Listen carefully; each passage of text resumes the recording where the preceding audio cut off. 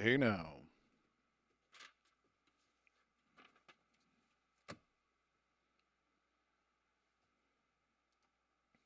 How's everybody out there in the multiverse?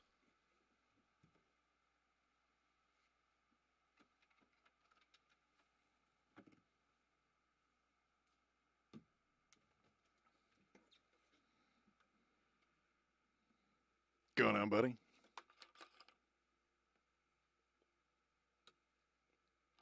Wow, Justin, it's been like minutes, man. Good. I'm good, Ice Wolf. What's going on, JT?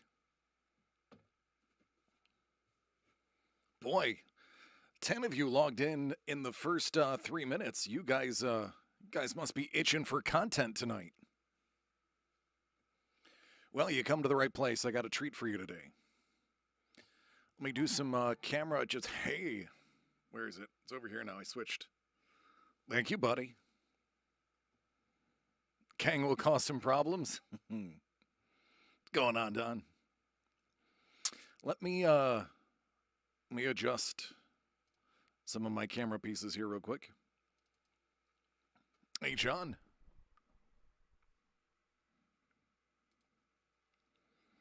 Let's do this remotely.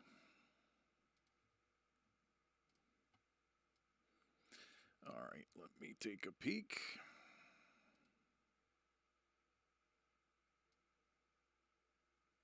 Ooh.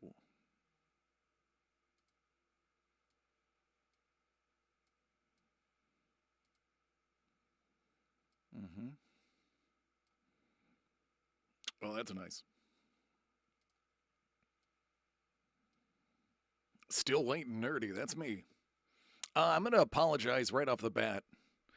I was lazy today. I took a shower, didn't feel like shaving, so I have some stubble, and I just didn't feel like spending 20 minutes on my mustache. So you're getting raw, unfiltered. I woke up like this, DC.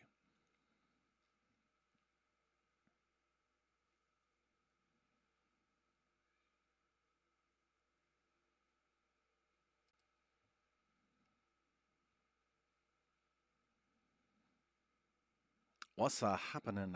Hot stuff. What's going on, Creepa? Great movie.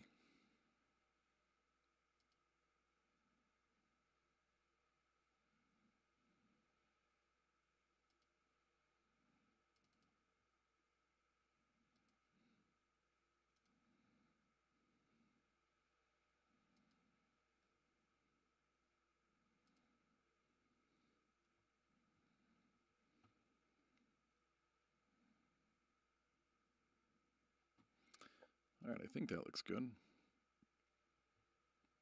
I mean, the setup, not me.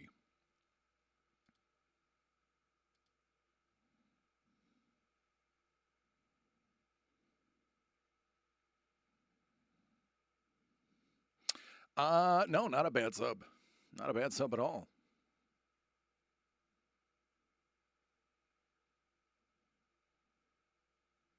Nice.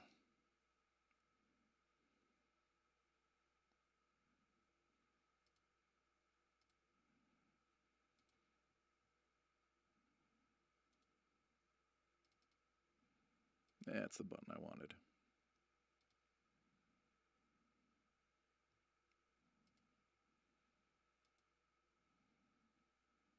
Okay.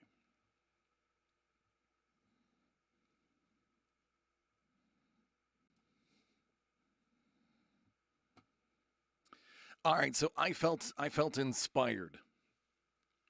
Who here follows my good friend Lee Kosi at Kosi Art? Question actually should be who doesn't, because if you don't, you need to stop what you're doing and go follow him now.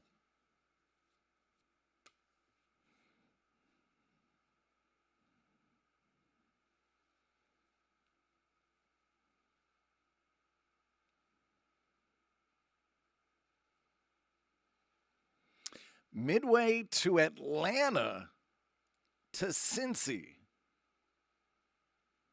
Oh my.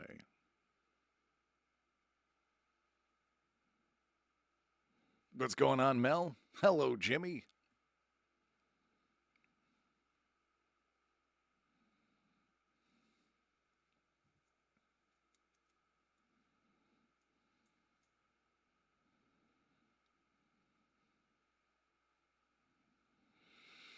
All right, so Lee is one of the most wildly talented artists that I've ever come across, and he on top of that, he's a cool cat, very good at breaking things down to the lowest common denominator when it comes to art, and quite frankly, just stunning. So I'm inspired. I'm inspired to unlock. What's going on, bud? Long time no see.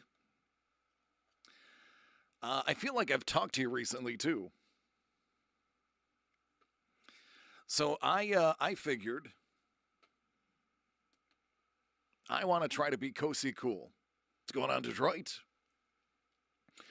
Um, so I am going to show you how good my drawing techniques are. So what I need from you guys is I need a subject to draw, and then I need a location, and then I will show you that hockey goalie, excellent. Stewie from Family Guy as a hockey goalie. I wouldn't want to poop on Ahsoka, so I'm not going to draw her. At Niagara Falls. Got it. Okay, so Stewie from Family Guy as a goalie, Niagara Falls.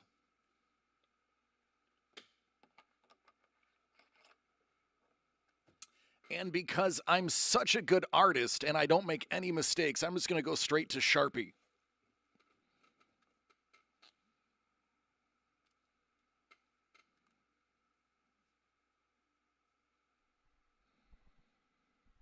Jennifer J-Lo's booty. I think that's actually copywritten.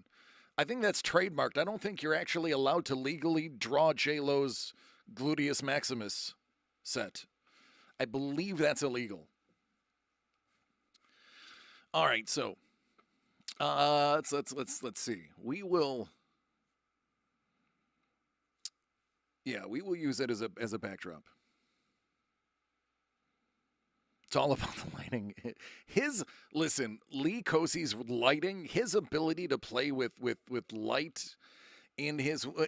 Anybody watch his most recent one where he did the Grim Reaper with the candle light? It was unbelievable.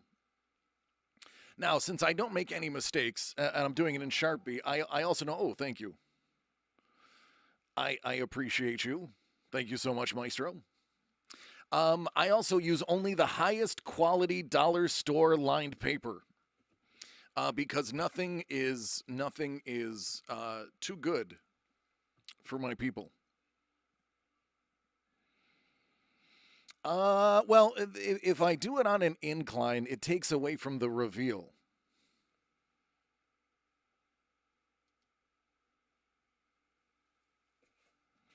Yeah, that is dollar store line paper, so y'all better show some respect. All right, so I'm going to need a baseline. So we're going to use that line. And then we all know Stewie's head is basically a football with ears. Very similar to the Lemonheads person. Oh, you have zero art talent? Great. Then you're going to love this.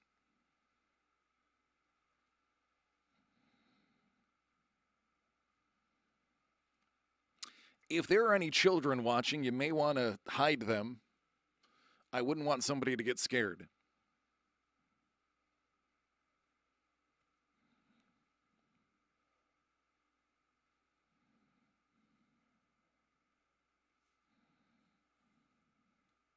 Oh, that's so much better than I thought it was going to be.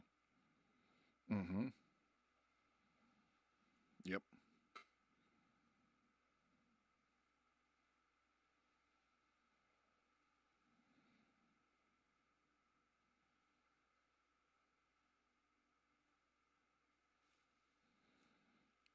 Going on, Mr. Young? How are you doing?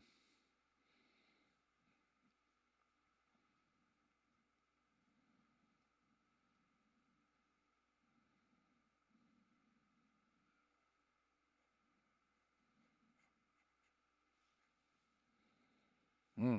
Yeah.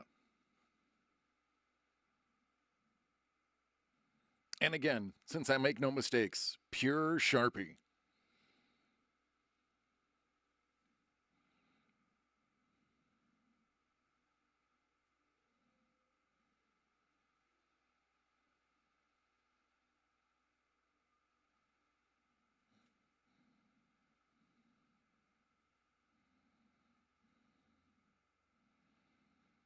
Oh, that's so good. I can't wait for you guys to see this. This is fantastic.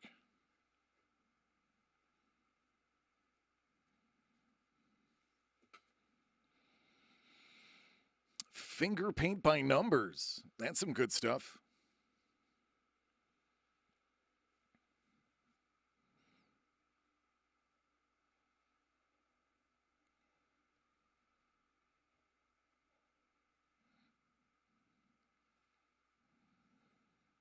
Fun fact, Bob Ross taught me how to paint.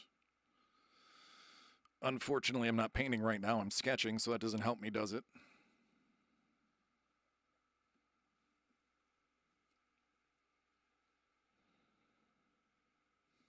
Mm-hmm.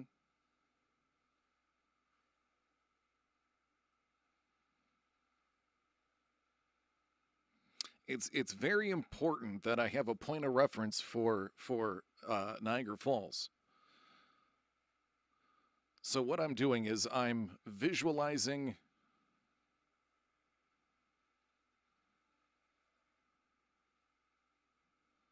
Oh, that's so good. I'm visualizing. Hold on, I can't talk and draw at the same time. What's going on, Benj? How you doing?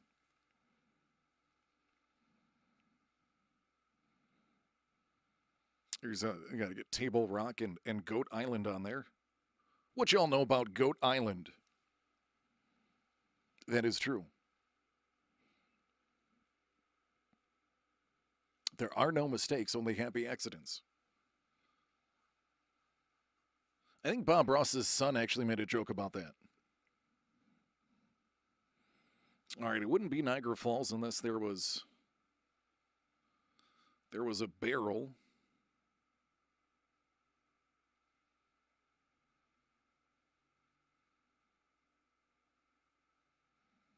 Because that happens weekly. There he is. There's Bob.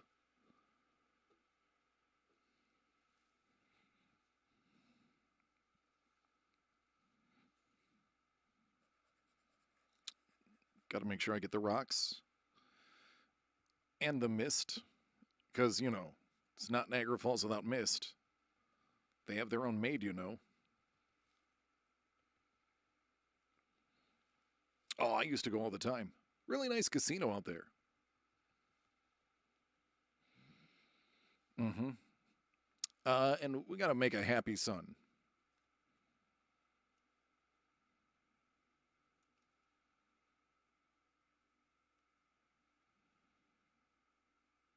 Because, it's always sunny in Buffalo, much like Philadelphia. It's actually purple because Prince.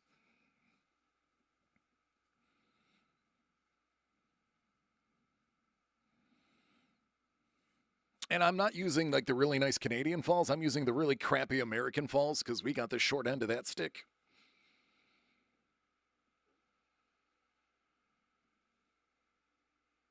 Well, good day, Belinda. How are you doing?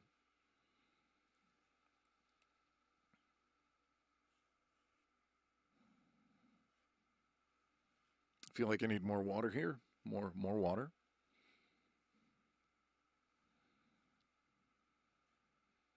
Belinda, in case you missed it, I was inspired by Lee.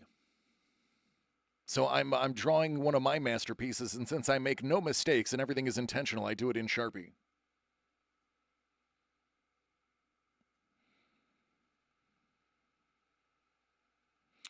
Oh yeah, Derek. I'm well aware. I'm well aware, but I don't do anything right here. So there we go. Oh yeah.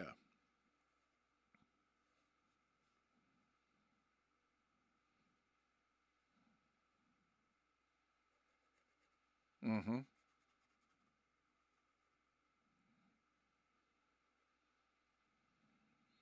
I have to take a lot of time on the ice skates because what's a hockey player without the proper ice skates, right? So if I'm silent, it's because I'm getting the hockey skates just right. The lacing is the difficult part.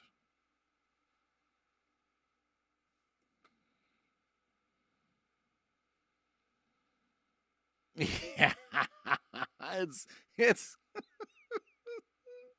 it's not a Hulk Hogan used Sharpie, because if it was, it'd be a hit, and I don't want to play with hits. Bauer skates or CCM? Buddy, these are ProTac twos.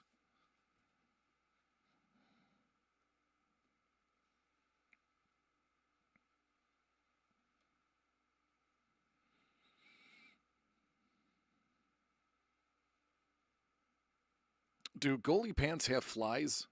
Yeah, I don't know. They do now.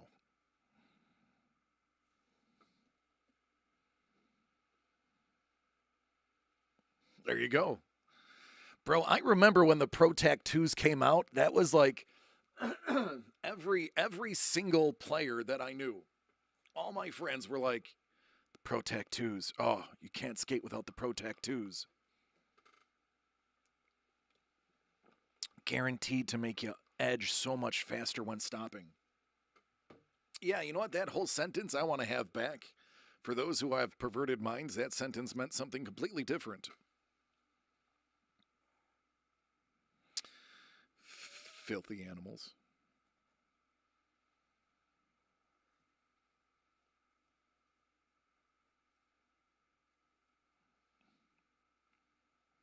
A happy tree. Because I'm such a good artist, it looks a lot like the happy sun. But this is a judgment free zone. And every tree has a knot in the middle where an owl lives, so I make sure I put the owl in there. That's right, Jen.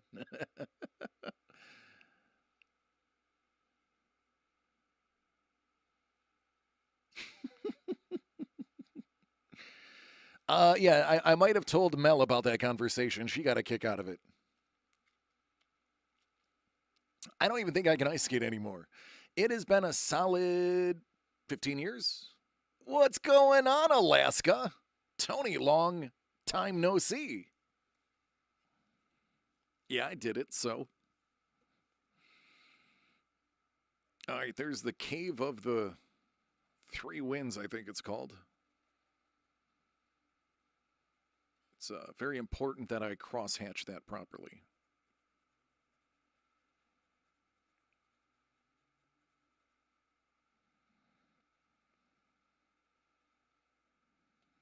Mm.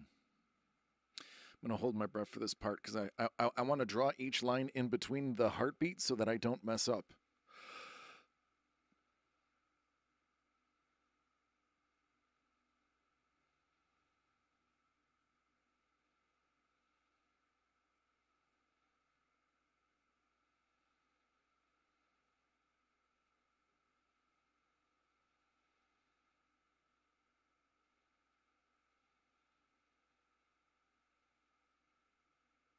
Okay, I'm finished. That's good. Looks good. Like that. Hey, did anybody go on Instagram and check out the interview I did with Donnie B? Talk about an enlightening conversation.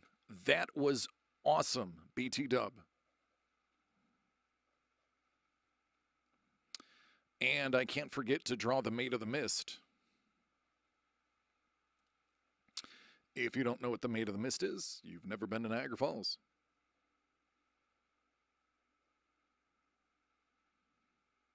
And the people in their ponchos. If you don't know what a poncho is, you're just pretending for attention. You know what a poncho is.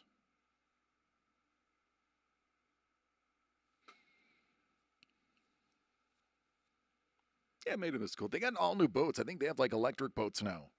If I'm not mistaken, they just redid them with electric boats.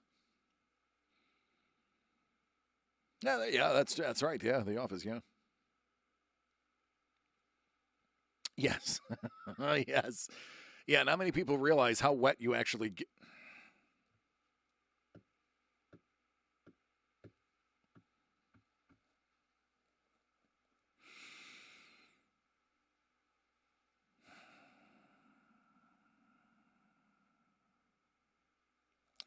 The amount of precipitate that hits you is astounding. Precipitation? Wawa.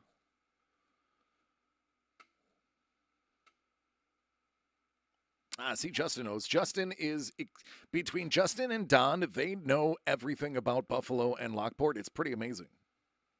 See, told you.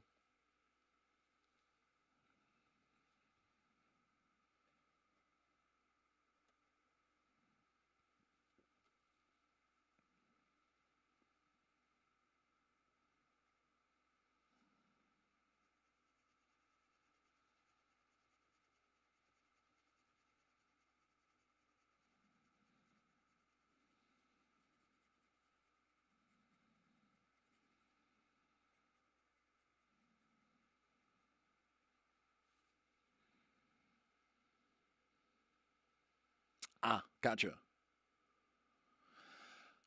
Justin, I'm not 100% sure. I would love to, but there are things outside of my control at the moment preventing me from doing a lot of things I'd like to do.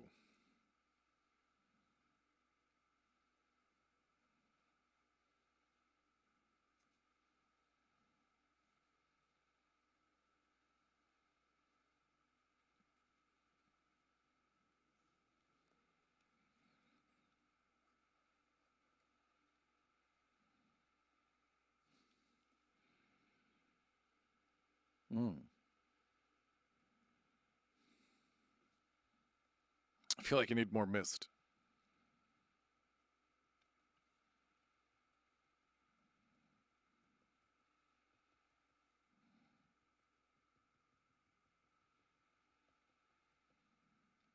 It's just not enough mist.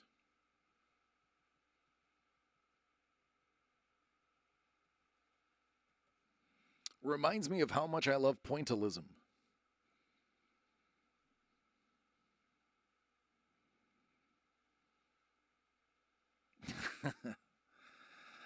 I've got a fever.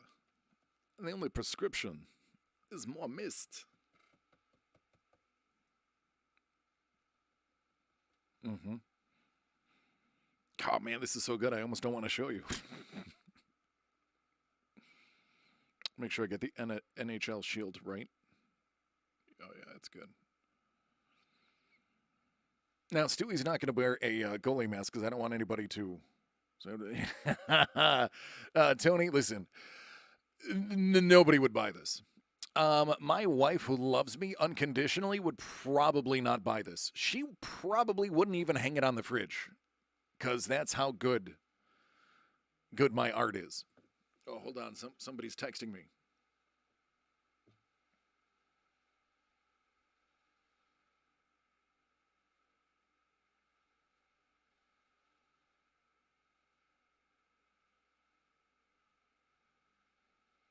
Oh yeah, I like the references. Don't throw your money away on me. There are better things you could do with $5. Like pay somebody $5 to kick you in the groin. That is probably better than owning this drawing.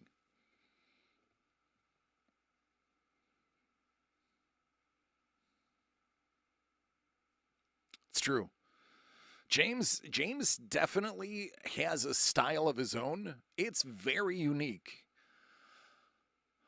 Consistent art that he produces. Very consistent.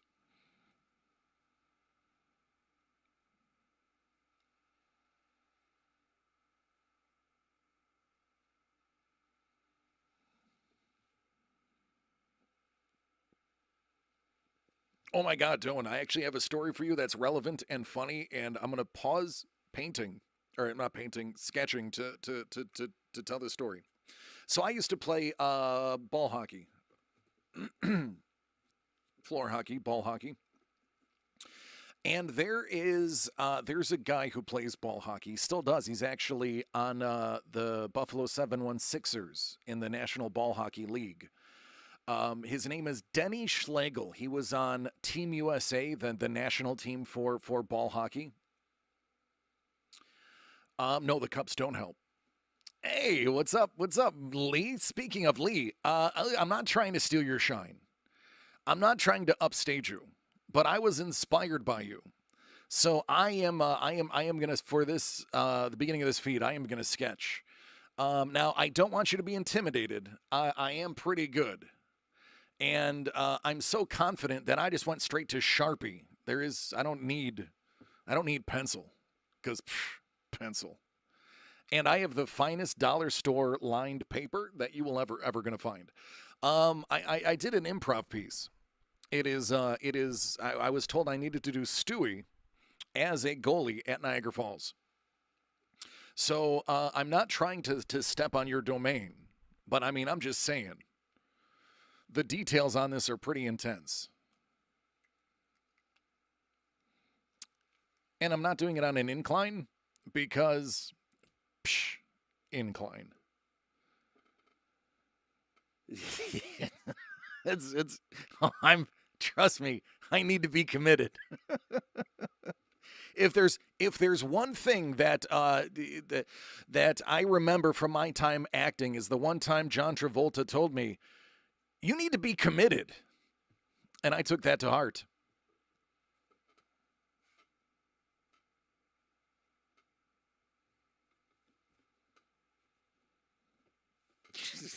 Right. Leo, I was actually just talking about how great you were, by the way. I hope you didn't hear it. That would be embarrassing. Oh, goodness. I don't know if there's much more I can do to this. It's so good. Maybe I'll put a puck in his glove. So anyway, story. Um, so Denny Schlegel has arguably one of the hardest slap shots in all of ball hockey, and it's not roller hockey because we don't necessarily play on rollerblades. We will play just like floor hockey. As a matter of fact, the NBHL, the National Ball Hockey League, is non-skate. So true story. I was playing about it had to have been it was before I was an actor, so I would say like 2005. It's about 15 years ago, and I was a defenseman uh, because I was terrible and I was the only one willing to dive in front of the ball. Just call a spade, right? Um, and I knew about Denny. I knew Denny was good. Denny was a young cat back then. He was had to be in his early 20s, maybe. But Denny was like on his way to being like a superstar, and this is not a joke. He really is. If you Google Denny Schlegel, you will see. I'm not joking. Um, so my brothers told me my one brother was the goalie, the other one was a winger, and they're like, listen, if Denny winds up, don't be a hero. Just get out the way. Let Ryan stop it. He has a full set of pads on. I had gardening gloves. No, that's not true. I had hockey gloves. I had hockey gloves, no cup, and some soccer shin guards because they were lighter. And I was an idiot. Um, and I'm like, nah, I got this, yo. I got this. And sure enough, Denny gets the ball about halfway through. That's right. Gotta wear it. I think it's Schlegel. Um, so he intercepts. I'm pretty sure he intercepted my pass because I was like, I want to stress this. I was effing terrible.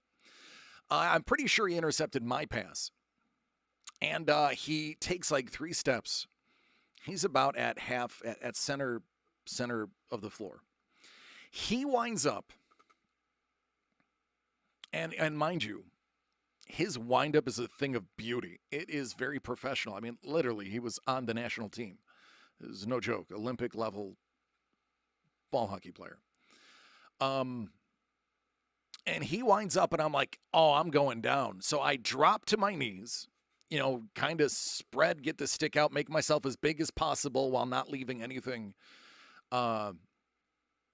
behind. And I had basketball shorts on.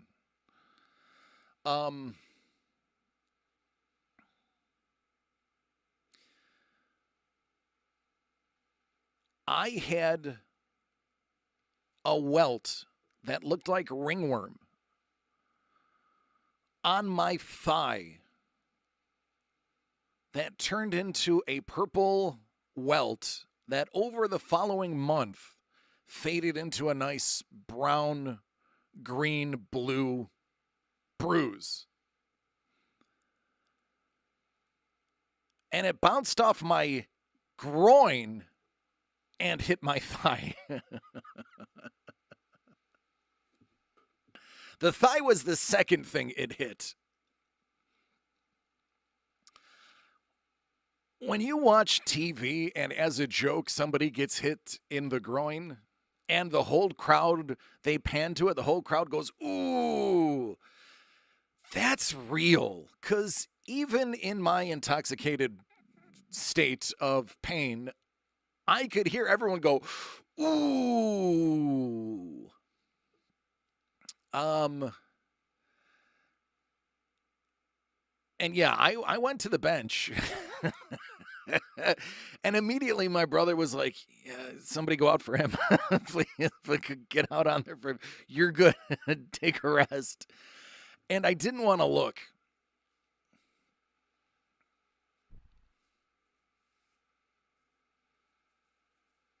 Anybody know who Joseph Merrick is?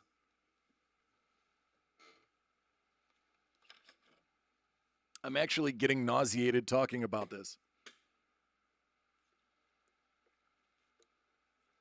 I'm recalling it vividly. Yeah.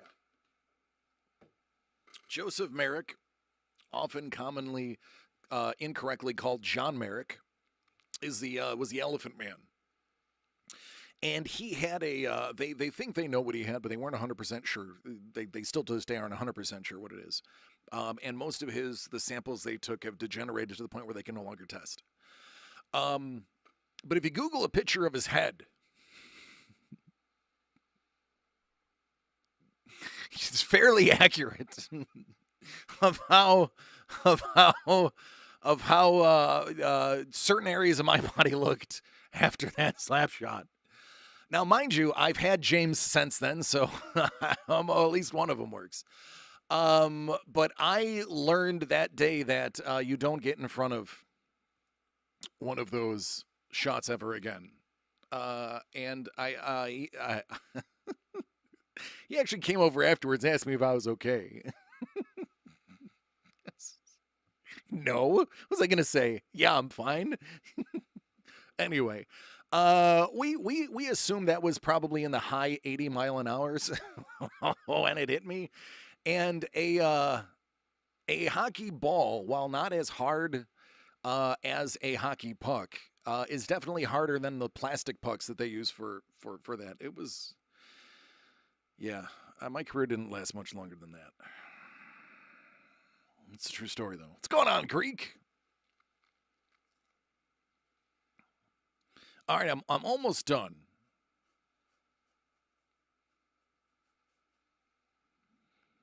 I feel like I just need a little more shading.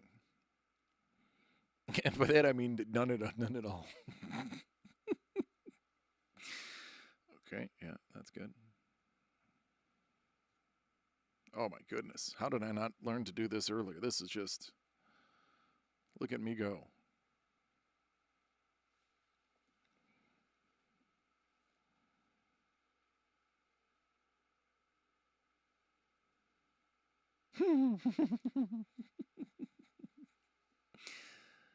We never got to play softball. We had rag ball.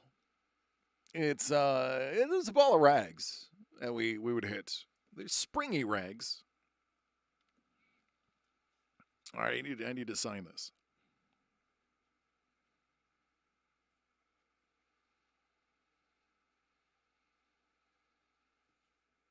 I spelled my name wrong. That's okay. Just goes with the ambiance of the photo. It didn't bleed through. We're good. All right, now listen. Guys, if your girlfriends, wives, or daughters are watching, you should probably make them leave the room because I don't want to step on y'all's toes. And if you have a weak constitution, you should probably leave too because I don't want you to vomit.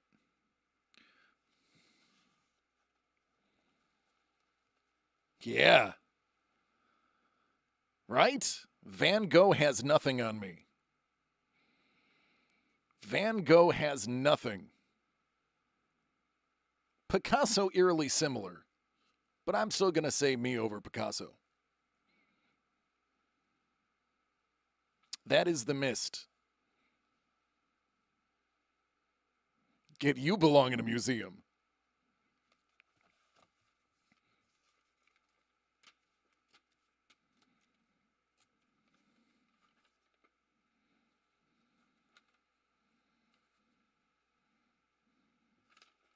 Oh, it looks even better on the other side.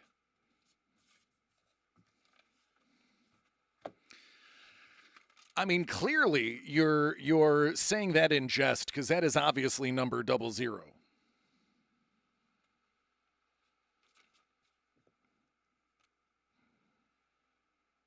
Making me edit my work after I signed it.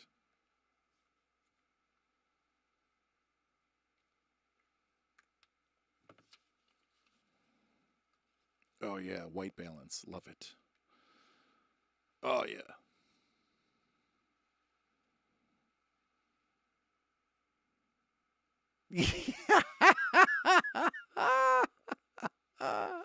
Ice Wolf. It looks like one of the lesser hits in a competitor's product. So, speaking of goalies, Lee has an amazing story about when he designed hockey equipment and painted hockey equipment, I should say, probably more accurately. I know that's clearly his chin. I know you're joking, John, because that's obviously his chin.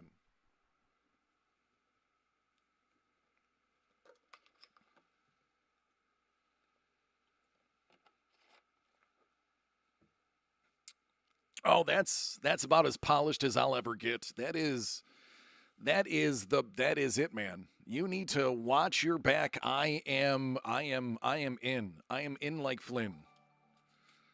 Look at that. See, it's so good. It made Derek subscribe again. That is how good that is. Again, if you're not following at Cosi Art, you're doing yourself a disservice.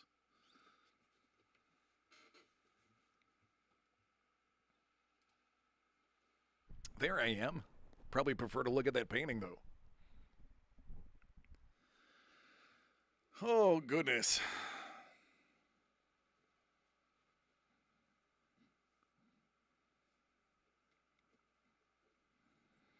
Happy Thursday, everyone.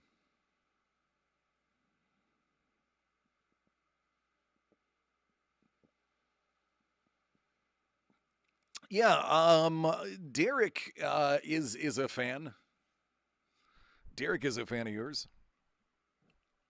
But listen, I mean Lee. Now, guys, this is a testament to you. This is a true story. When I met Lee, and I told him that I was going to go live the following week or that Saturday, and I was going to introduce all of you to his work. I told Lee, I was like, listen, I have like one of the greatest sets of friends on the interweb. You are going to get a ton of follows, and life is going to be great, man. You're going to have a good time. Now, little did I know that he already has like 18,000 people following him. But I knew that you guys were going to be awesome, and you guys did not disappoint me. You have been the coolest group of men and women that could possibly be found on the internet, and I want to thank you for recognizing, Lee's substantial talent and hanging out with him like you hang out with me. I have anytime he goes live, I typically pop in to see what he's drawing, and I mean, there's at least 2 or 3 of you in there, so. Lee, that's a testament to how good you are, too. On top of that, Lee, dude, that, the way you were messing with that candle while you did that Grim Reaper, dude, so awesome. So awesome. Yeah, it is. It's very zen. What?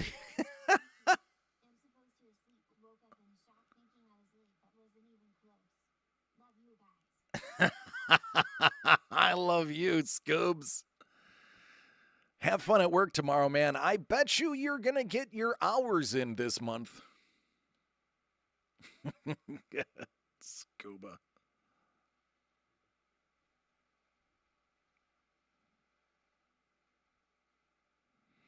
That is Dangle, man. Dangle has a really big heart. That is, without a doubt, a really big heart.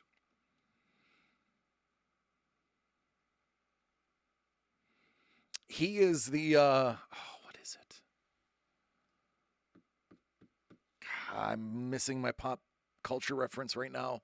Such a good one, too.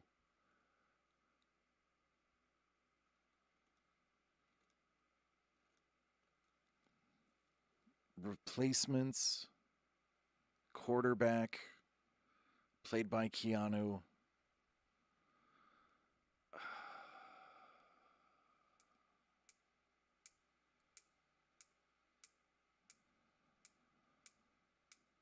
I want to say Mox, but that's Friday Night Lights. Falco. Shane Falco.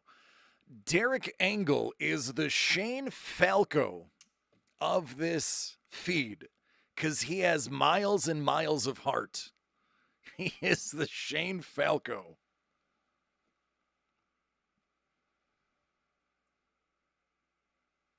I'm sorry, Scoobs.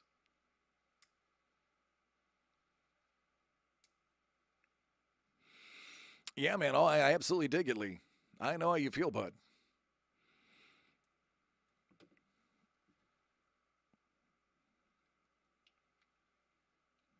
But we're here for you, man.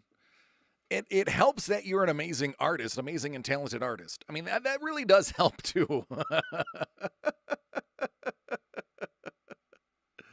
You're welcome, man. Oh, gluten-free rancor. Yeah, that's a good one, too.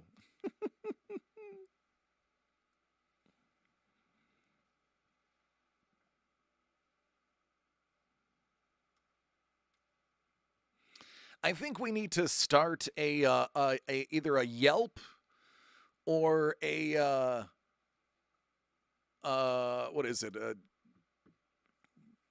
Whatever list for Derek Angle where we just compliment how great of a person he is. Well, you're never bothering me, Scuba. Never in a million years bothering me, but you should probably get some sleep. Don't let me keep you awake.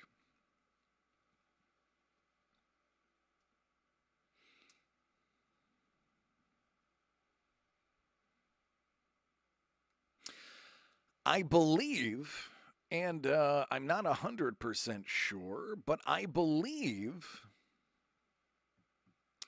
the Star Wars boxes are done and just need to be labeled, which means I should have them about 5 business days from the day that they're finished. And obviously I'll make an announcement on my on all my pages and here when they go live. Hopefully a couple of you are interested in grab some.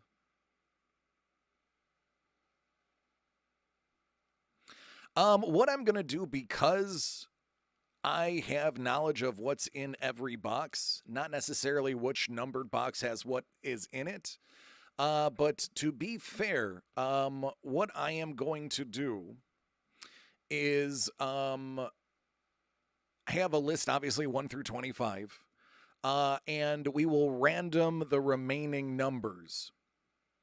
I'll have a running list.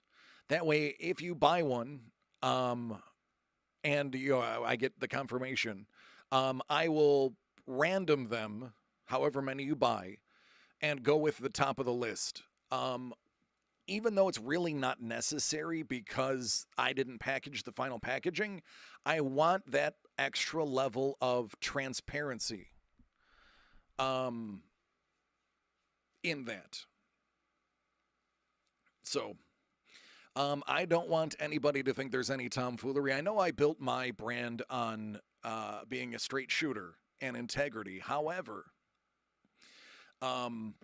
we do have the plan to do that just to make it as fair as possible. I don't want anybody. John, I don't know yet. I'm hoping soon. I haven't heard back. But I want a sense of, I want there to be no doubt that these are randomly going to be given out. Plus, I will admit, some of these will be a bit heavier than others because some of them will have 2 or 3 chase inserts, while other ones will have like a third or a fifth of an entire set run in them, and that will be noticeable by me. And again, even though I have integrity, I don't want somebody to be like, wow, this clearly weighs 5 ounces more than that one. So forgive me. I know you guys want to pick your numbers, but I am going to random them just to uphold that part of my stuff. They were assembled in California. It's true. But I want to give that extra bit of transparency. I don't want there to be any doubt in anybody's mind. Number 69 out of 25. So what you're saying is you want the 24th box of the third run? God, I hope that math was right. No. The 19th box. Stupid DC. The 19th box of the third run. Yeah. Still not getting it. Although, you know what we should do? We should... No. I can't. I was going to say, we need to put the Billy D. Williams numbered 6 out of 9 Lando Calrissian auto in box 69, but I am going to fight tooth and nail for that card never to be anywhere other than the DCD Collects office, because I want to visit there. Yeah, all right. I want to visit there and be able to see it every time I visit. I don't want to. I love all of you, but I don't want anybody to have it. Your Grail Funko will be here Monday. Is it a Funko of the Monty Python Holy Grail? And if that isn't a thing, it needs to be a thing.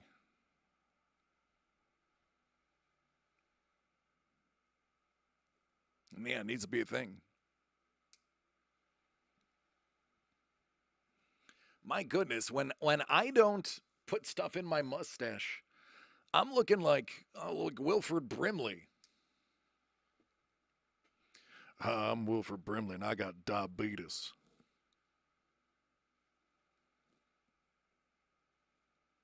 My name's Wilford Brimley. I got diabetes. I'm part walrus.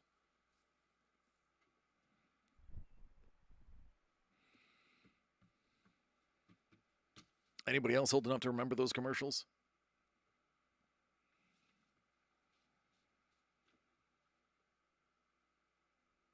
Oh, it is a thing. Leave it to Greek.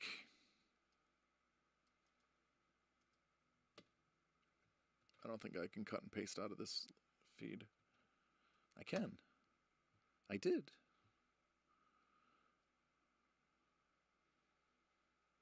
Yeah. Yeah, I mean, if you notice, apparently people trust mustaches because Tom Selleck is that guy. 'Tis a scratch, but a flesh wound. All right, we'll call it a draw.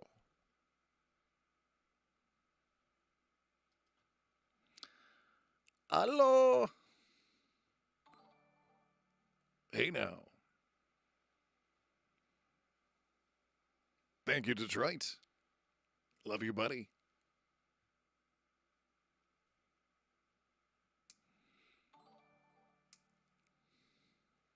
Oh, Dangle. What did you do, Dangle? I love you, man. Thank you. There you go, everybody. He wants to keep his place on the list at number 1.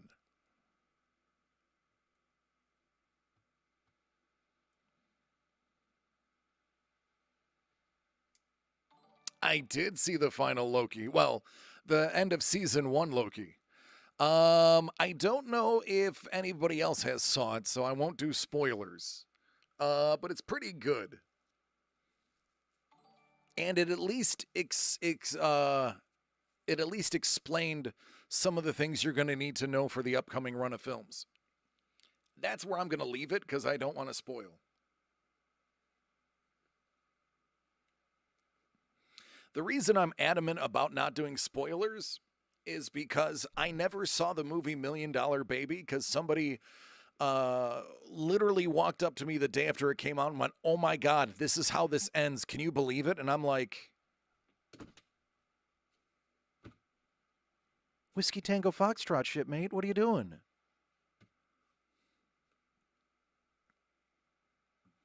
Yeah, John's like, I hated it until I saw that there was going to be season 2. Then I loved it again. Scuba, go to sleep. Listen, Scuba, don't be like James. Go to bed.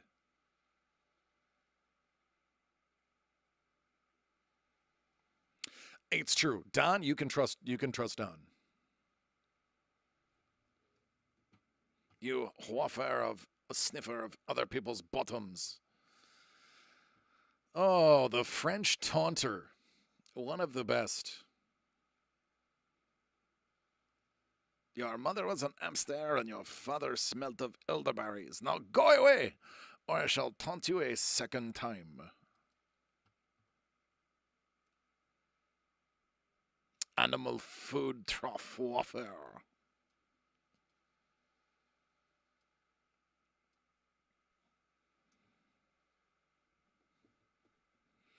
I believe it will be. You don't know that, Vince.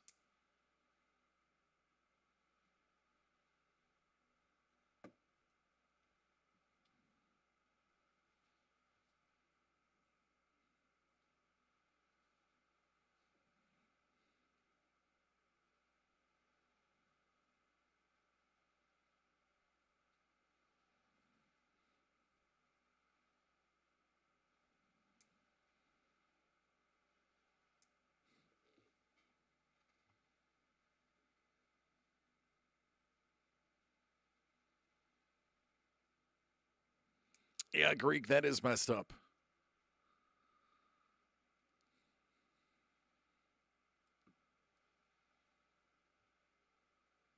Yeah, James was asleep 10 minutes in, and he slept through the entire thing.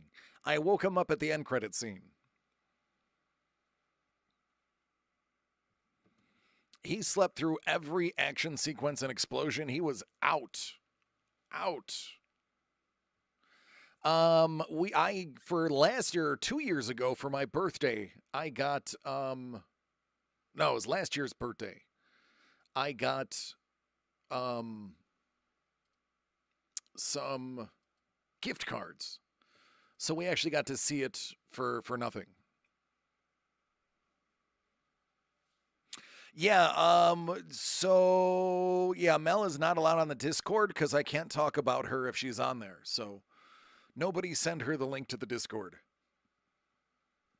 I mean, I have to have we work in the same building. We live in the same building. We have the same commute to work. I mean, it's to the point where I poop with the door open just because we are pretty much sharing everything. The Discord is my last bastion.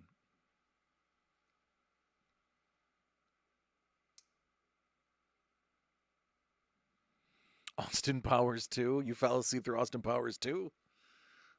It was an underrated movie. I liked it.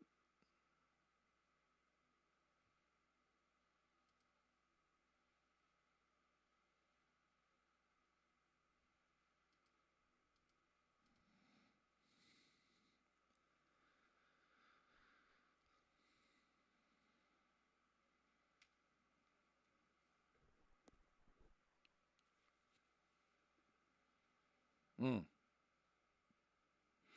Um,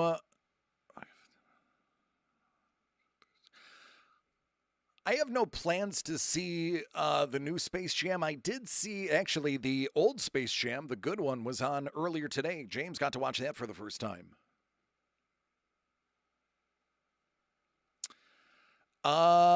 Derek, I don't know how to do that, but if somebody else knows how to do that, go ahead and send Dangle the link. I don't know any how to the Discord. I didn't set it up. Scuba Vince set it up. I'm computer dumb, so I have no idea how to do any of this stuff.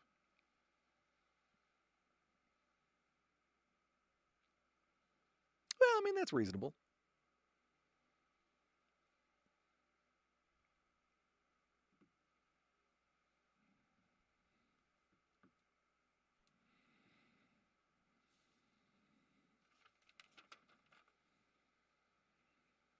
Hmm.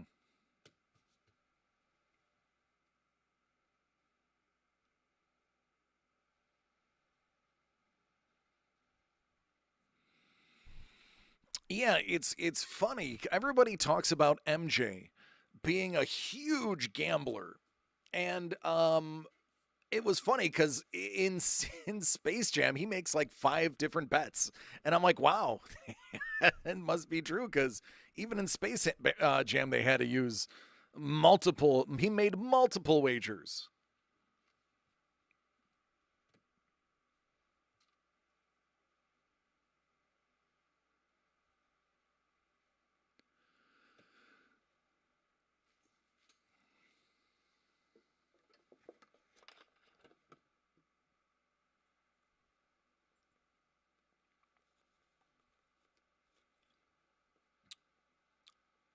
God, I love this water.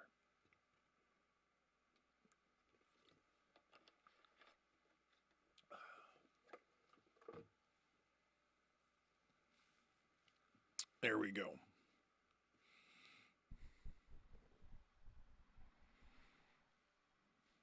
So today is the 15th. Anybody get their child tax credit today? We got ours. Means I don't have to eat ramen tonight. Pretty excited.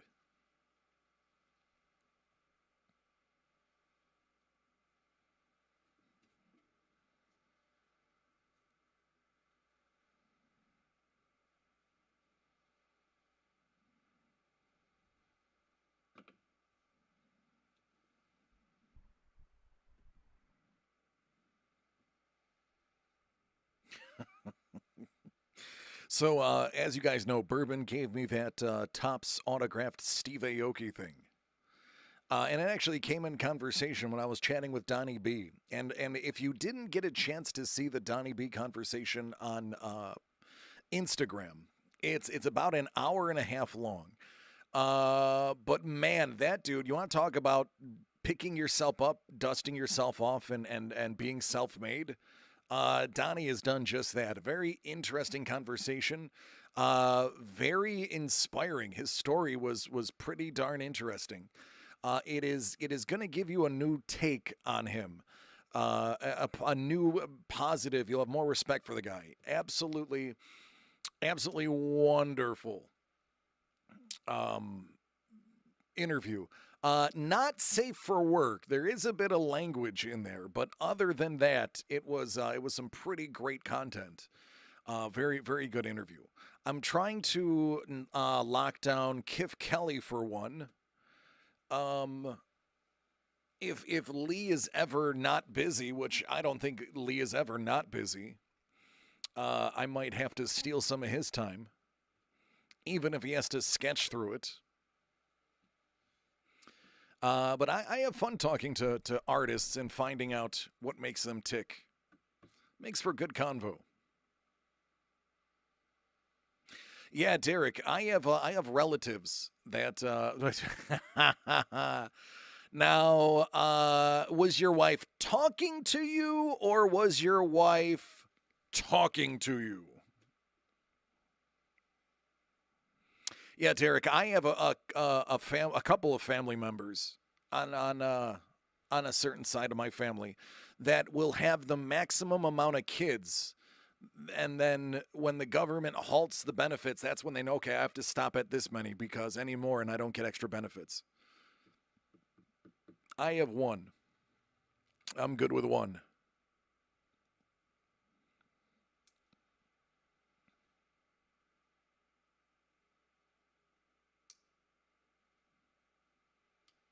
Only if I get to pick which ones.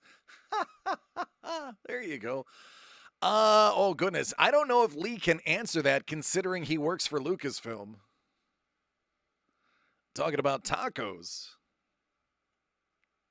I like tacos.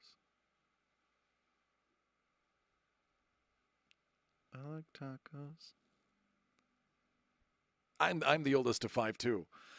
Mel is the oldest of five, and I'm the oldest of five. So my son has a lot of aunts and uncles.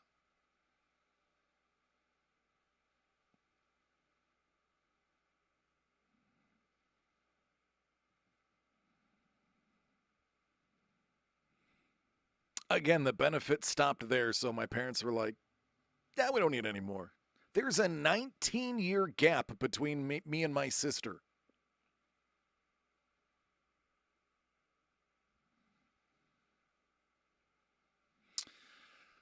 What did I think of The Rise of Skywalker?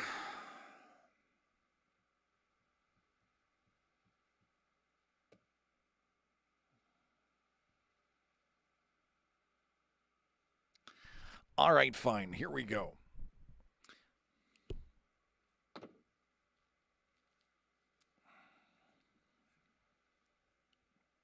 Visually, it was a stunning film. Visually speaking, it had a lot of really good cinematography. The shots were set up very well. The acting, I think, was phenomenal. I think Adam Driver, arguably, and this is a hot take, I believe arguably Adam Driver was the best actor that didn't portray a character named Obi-Wan Kenobi in the entire franchise. I think Adam Driver's acting ability is, while widely praised, still criminally undervalued.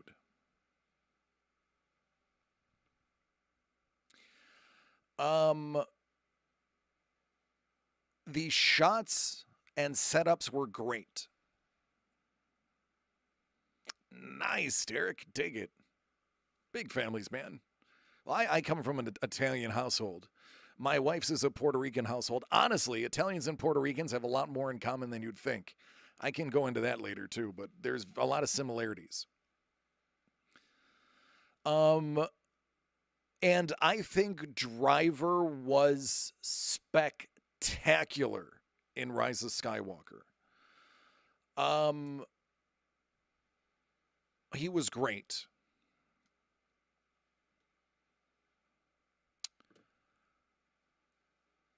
The script itself, now you have to understand the difference between the script and the story. Because as an actor, I'm going to nerd out on you again. The script was actually good. The story which is separate from the script. The story was god awful. The script was written well. But what the script was based on, unfortunately, was a cluster poo of missed opportunity, wasted story arc, lack of character redemption, and general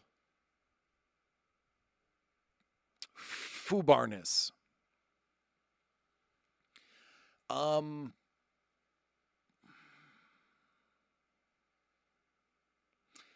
They completely disregarded multiple story arcs. They completely disregarded multiple cameo opportunities. They blew canon storylines. But the script itself, the way it was written, was well. They just based it off the wrong content, in my humble opinion. The movie is still visually stunning. Say what you will about John Boyega. I don't care about his activism. I don't care about his political views. They wasted an amazing talent in the last film.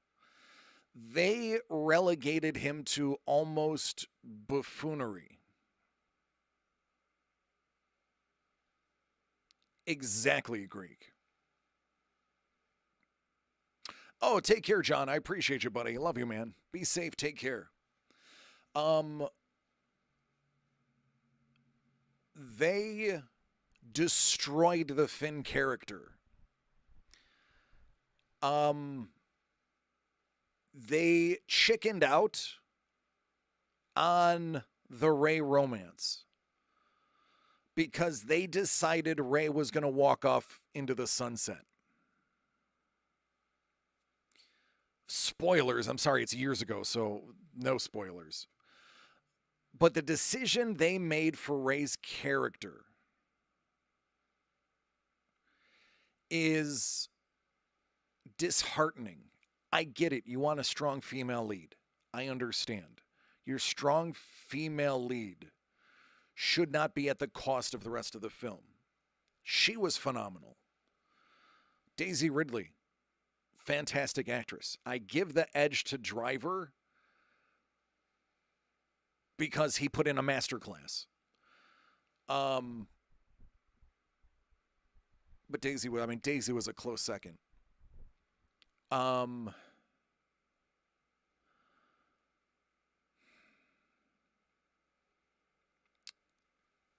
Rose Tico was relegated to the sideline.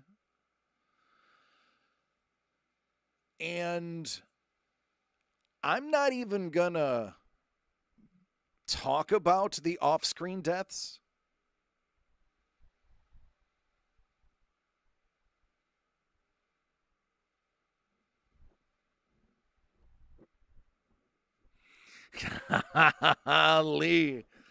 Lee says the Rey romance was total fan service to a specific group of fans that put out an insane amount of fan fiction between the films.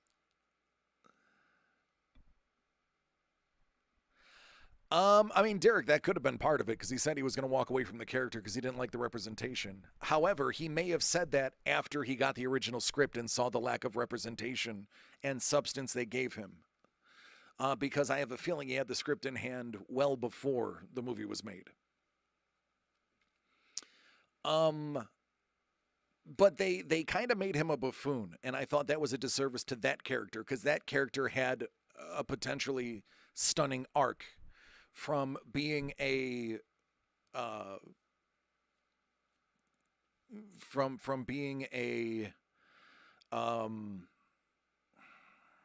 stormtrooper to escaping that scenario to being a rebel hero. Yeah. I am not busy Saturday night other than the show that I do here. Should have stayed a nobody. They hinted and they played on earlier films. So I wasn't super surprised. I mean, I was surprised, but it was like, yeah, that makes sense. It like I was like, oh, and then I was like, yeah, I guess if I looked hard enough, I would have seen it coming. You're right. Not everyone has to be connected. That's correct. Here's one of the things that I also bothers me. Who remembers the little kid in the racing stable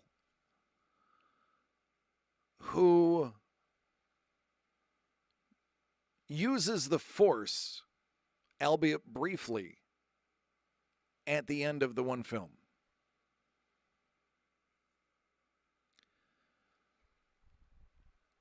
So, Force wielding janitor. That's basically it. Yeah. Is he part of canon or is he going to be forgotten? Are people still going to come around and feel the Force and start swinging? Most pointless character ever shown, right? Oh, somebody gave me a real good one. Somebody pointed out something that was awesome, and I want to remember it right now. So give me a second. I'm going to stare off into space real quick. Yeah, they made part of the focus of the ninth movie undoing the eighth. Yeah, that's true. 9 was to rewrite 8 in essence. Um,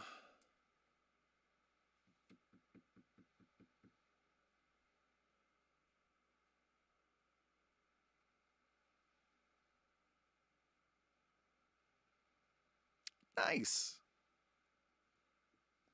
It's a long day, but it's good stuff.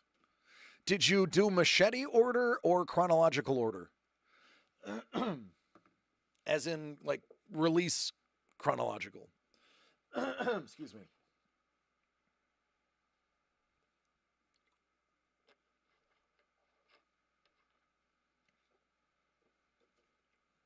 Yeah, I know that was sloppy, but it was technically correct though, Creepa. Um I don't want to give away that ending though, Creepa, because I know there are people that still haven't seen it. But how, and I'm going to say this safely so you can listen to me. How certain things were explained are actually how they occur in the comic books, with the exception of the who done it. So,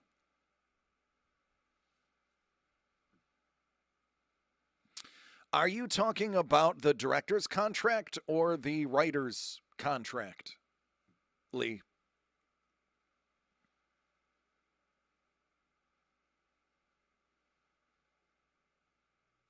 Yeah.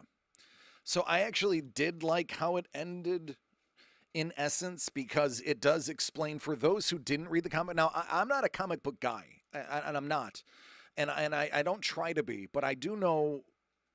Like I find things interesting and I'll research them, and I did research a lot of this many years ago when it was first percolating. And I got a Marvel Unlimited subscription for a couple of months to read everything.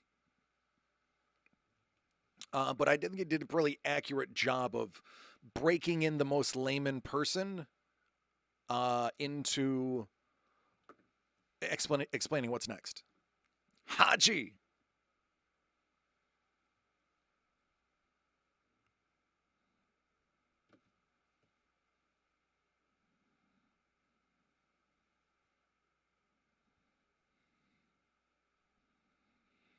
Yeah. Well, one of the funny thing is, and God, I love Mark Hamill. If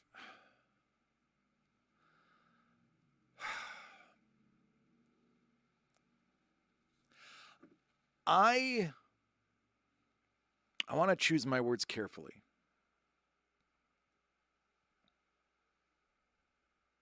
I would love to meet um, Mark Hamill. Not because I want to fanboy out with him, although he is fantastic, uh, engaging people that talk about that stuff with him. Um, while I would I would love to have a conversation with, albeit as short as it could be. I would love to pick his brain about his character perceptions, about where he goes to find his character, and ultimate, and not necessarily just Star Wars. I would like to hear how the Joker voice came about and things like that. Picked up, your wife picked Mark up off a street corner once. I imagine that was expensive. You're welcome, Derek. He's a phenomenal actor, and all stories point to him being a wonderful person. He could easily be like Shatner, and Shatner hates the Star Trek people. Hamill could very easily hate the Star Wars people, and he chose not to. He chose to embrace it. He is a legend. I would just love to talk to him about his journey. In the Yakuza games too. He strikes me as somebody that would tell it like it is, wouldn't pull any punches. And I would love to have a conversation with him that never saw the light of day. Just a private conversation that was never published. Because I think he has so much to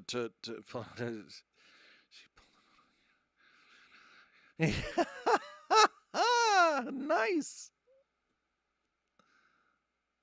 He was trying to hail a cab. Good. All right. Yeah, that would probably never happen. You know how expensive it would probably cost?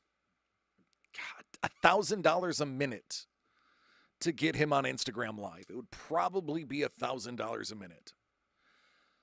I would tell him thank you, because he dedicates a large portion of his free time to responding to people, and that's amazing. But I would love to kind of pick his brain about the evolution of the character, and I know there's parts of it that he doesn't disagree with. He's expressed it. He's very open about things. But to ask him a question on social media you have to be very lucky, and he has to see it, or one of his people have to see it and pose it to him to get him to respond. When he found out you were from Kentucky, that's good. I heard Shatner has a duality. He's not a big Star Trek. Like, he doesn't like the Trekkies, the hardcore Trekkies, but he loves people that love him, from what I gather and from what I've seen of behind the scene photos and or videos, excuse me. Yeah, I imagine Mark really is. I imagine he's just as funny as you would imagine him to be. And Lee has had the pleasure of meeting all of them. I mean, Lee got glitter bombed by Carrie Fisher. How many people can say they got glitter bombed by Carrie Fisher?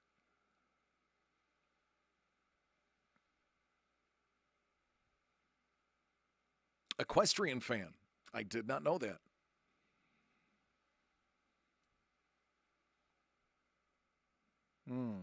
Got it. Interesting. He should spend time in Ocala.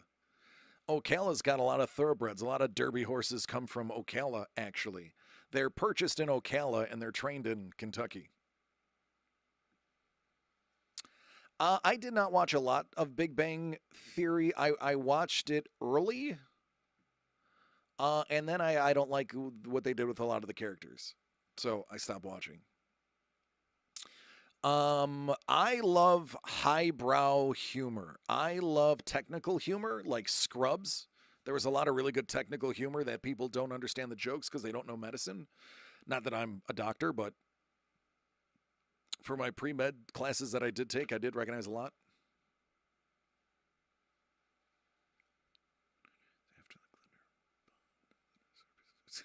At least, like, how many people can say they were glitter bombed by Carrie?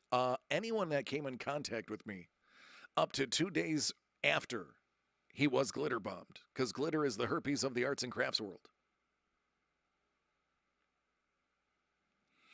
Oh, Haji. So not long after I got out of the military, I was an emergency medic. So as a fireman, you have multiple jobs in the Navy if you're a fireman.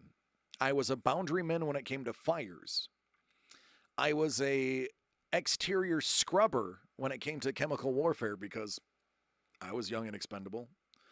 And in mass casualty situations, I was an emergency medic. I was qualified all the way up to emergency tracheotomies. Not that I ever had to do one, nor would I have probably done one right if I was had to. But I was trained up to emergency tracheotomy. And believe me, the way the military does it is much different than a EMT does it. Ours practice is frowned upon. Ours has a higher percentage of success, but a larger percentage of damage afterwards, whereas an EMT can do it with minimal damage. Ours is more speed than anything. So when I got out, I was like, this stuff's really easy for me. I just got it. I just understood it. It's simple. The human body is actually really easy. If you're not talking about disease and like cancer and rare things, like the average wear and tear on the body and the average maintenance of a human body is physiology. Anatomy and physiology is easy. It's a lot of memorizing. And once you know how everything works, you can figure out what's wrong with it if something's wrong by tracing it back to its physiology. And I'm talking non-virus. I'm talking how the body works. So I wanted to be in sports medicine. I wanted to work specifically for the Buffalo Bills in a sports medicine capacity. So I started taking classes. I was pretty good. The college, I'm not going to name it. The school I went, it's not a nice one. The school I went to was so impressed with my base knowledge of the human body that I was allowed to take anatomy and AMP, anatomy and physiology, 1 and 2 in the same semester.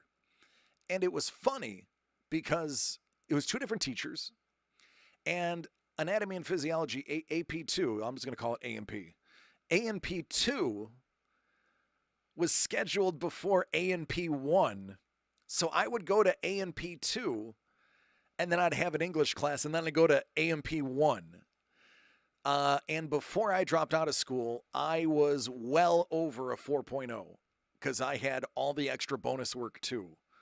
To the point where like I had took 2 tests where I was just like, got like a third of the tests wrong, and it didn't change my GPA. I just naturally knew my stuff. And then I realized basically I'd have to be a doctor to do sports medicine, because originally there was like sports therapy, and it was like a 3 or 4 year thing where you get certified. And then I did more research, and the NFL really just hires doctors for field work. And I was like, I'm not going to be a doctor.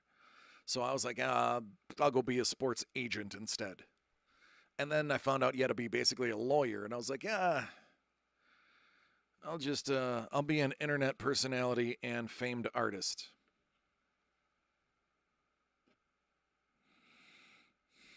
We see how far that has gotten me.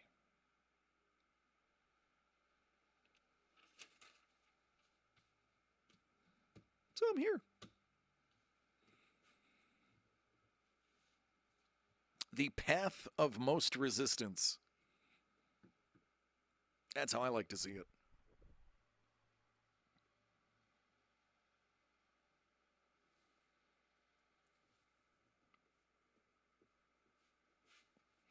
Yeah, I'm like a cake. I got layers.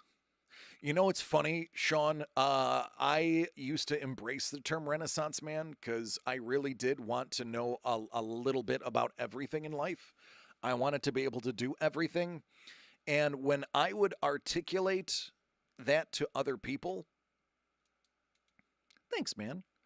When I would articulate the term Renaissance man, I'm like, I'd like to consider myself a Renaissance man. When you call yourself a Renaissance man, you actually instantly can never be one because calling yourself one is pretentious. So when I would articulate the fact that I wanted to be a more of a Renaissance man, people would be like, "You're stupid." I'm like, "Oh well, I mean that too." But I did. I will go down rabbit holes, and if I find something interesting, I'm never going to forget it. Um, but don't ask me what I had for breakfast 3 days ago. No idea. Anybody watch Sherlock with Benedict Cumberbatch? They go into a memory exercise called Mind Palace. Mind Palace, which they kind of skip over part of the theory, but in essence, they do kind of make the point, is where you use visualization to remember things. So here's a fun story.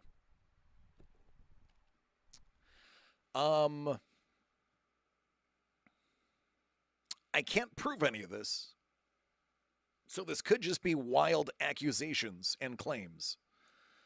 But when I was very, very, very young, and I'm talking like 5, 6 years old, I had the ability to look at something, close my eyes, and envision what I had just seen in fairly good detail.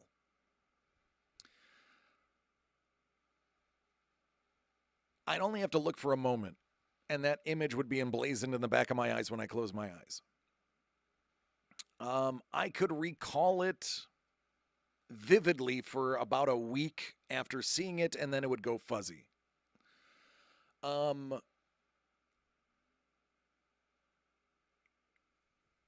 Here's how honest and integral I was at a young age. When I was in first grade, Mrs. Hariko's class at Winchester Elementary School in West Seneca, New York, which, by the way, no longer an elementary school. They've gotten rid of it. They're making it a education center for Erie One Bosies. When I was in first grade, we were starting our spelling tests. No, maybe it was second grade. No, it was first grade. Was it second grade? It was one of the two. I don't remember my second grade teacher's name, but I remember my kindergarten, first, third, fourth, fifth, sixth, and so on. For some reason, I can never remember my second grade teacher's name. Anyway, so I was in either first grade or second grade, and we were doing spelling tests for the first time. And you had the book, and on the left margin of the book was the list of spelling words. So you'd go home and you'd memorize the spelling list, and then you would have the spelling test. You'd get it on Monday. All week you'd practice your spelling. On Friday you had your spelling test. It was like clockwork. That's just how it was. Well, I found that if I stared at the list and then I closed my eyes, I could see the list in my head. So I was taking my tests and I was getting 100s because I would close my eyes and I could see the spelling test, the words in the book.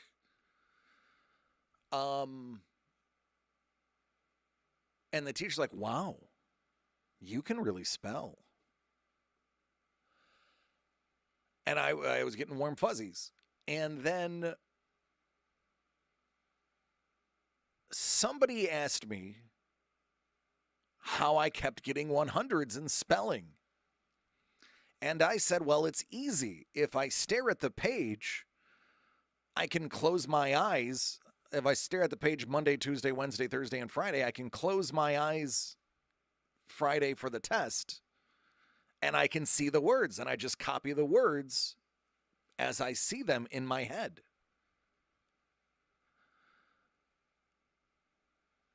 And the kid I was talking to told me I was cheating. And I was like, oh my God, I, I guess I am. I'm copying the answers out of the book. I'm cheating.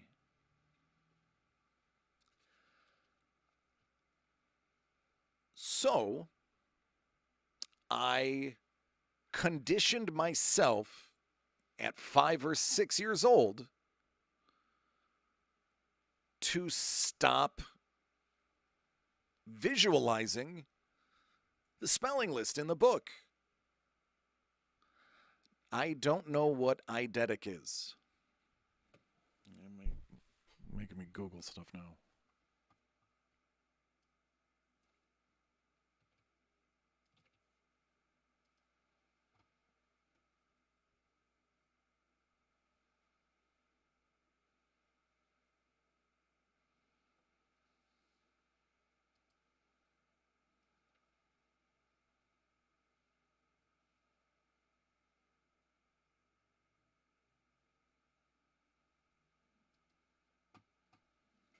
Photographic.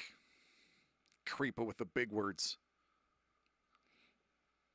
Not quite. Not quite. But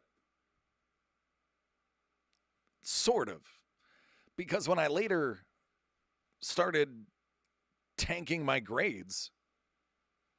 I got it. What Greek has. Greek closes his eyes and he can tell you who wrote every comic he's ever read, who penned it, illustrated it, and the name of the person at the comic book store who sold it to him. It's true. He's done it. My grades started slipping because I thought that was cheating, so I wouldn't really stare at the list anymore. We would go through it in class, and I would kind of ignore the list and just try to do it from the practices that we were doing. And then like my grades started slipping in like 2nd and 3rd grade because I wouldn't memorize my multiplication tables from sight. I would just go through the practices because in my head I was told by another kid, another 5-year-old, because you know they're infinitely wise, that I was cheating and I didn't want to be a cheater. So I kind of destroyed the ability for me to do that. Because I can't do it anymore. But I remember early in life having that ability to do it, and then it kind of fading away as time rolled on. So like a year or two go by, and like my grades, I went from being an A+ student to like a C+ student. And my parent teacher conferences, what happened? I was in these. Oh my God! Let me talk about this. Let me lead you into this story. I need somebody in the chat that's going to be here a while to remind me of the AT classes. AT, Alpha Tango. Somebody needs to get me on track and remind me of the Alpha Tango classes, the AT classes. Right, Derek? So they had put me in these AT classes. And that was supposed to hone my skills. I'll get into that later. Swear to God, we're being groomed for the CIA. There's my conspiracy theory for you. And I'm excelling in these AT classes, but I'm failing the average class. And then finally, they were like, "What happened?" And I said, my answer was, "Well, I was cheating." And they're like, "You were cheating?" I was like, "Yes, I would look at the book, the day before the test, and I could close my eyes and see the book for my multiplication tables, for my spelling, for my addition. Like I could just close my eyes and I could see those." And little Johnny, I don't remember who it really was. Little Johnny said I was cheating because I was copying off of the book because I saw the book in my head. And like my mother and my teacher were like, "You Stunad, you have a budding photographic memory. We need to encourage that." But And I don't know if this is possible, but this is what I think happened. Again, this is 35 years ago, so it was a while. At that point, I really just couldn't do it anymore. I couldn't focus on a page long enough to the ADD kicked in, and I was no longer able to stare at a page, close my eyes, and be like, "Yeah, this is what was on the page." Like look away and give a list. Um, so they were like, "Yeah, you probably have self-sabotaged that ability because it was immoral to you and you probably destroyed it." Now, while I don't have that anymore, um I can look at something and know if something's wrong, although I wouldn't be able to tell you exactly what it is. But if something is out of place, I know something's out of place. I can be like, nope, something's wrong there. And then it'll take me a while to figure it out, but I can figure it out. Um, how I'm relating to that is if something is extremely interesting, it gets locked into my memory. A giraffe has a black tongue. I saw Mr. Wonderful died. That man had one heck of a pile driver.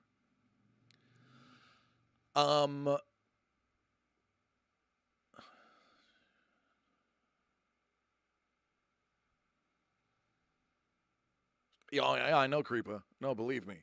I had it out with my math teacher a couple of times. That's why I took course 1 4 times. I insisted he was an idiot, and he was the only one that taught course 1. He's like, show your work. Show me your paycheck. Well, I have to show you my work. I have the answer, right? No, you have to show me how you got to that number. I did the math in my head. Well, you can't do the math in your head. Yes, I can, because I just did it. Yeah, right? Yeah. So now, and one thing that is still going on. Am I a wrestling fan? I was an 80s and early 90s wrestling fan. The moment Mark Henry found a penis when he reached down that one girl's pants, that was the moment I said I'm never watching wrestling again because that is inappropriate and not necessary. So I have made a dedicated. I've made a dedicated effort not to watch it. I love Kevin Nash. I think Kevin Nash was awesome. Big Daddy Diesel.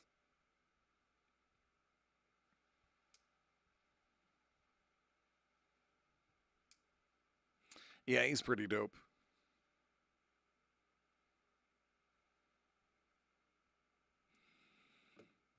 Yeah. Yep.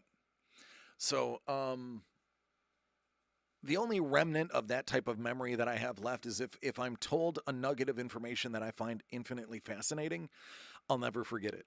And the most mundane things, and getting back to Mind Palace, is uh, Sherlock would forget the most dumb things. He's like, I don't need to know that. I need room for the important things to remember.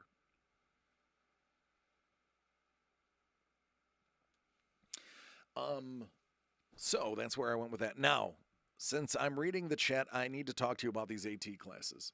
I swear to God, this is my conspiracy theory for you. And it's a conspiracy theory that I was part of, so I can actually claim conspiracy theory here.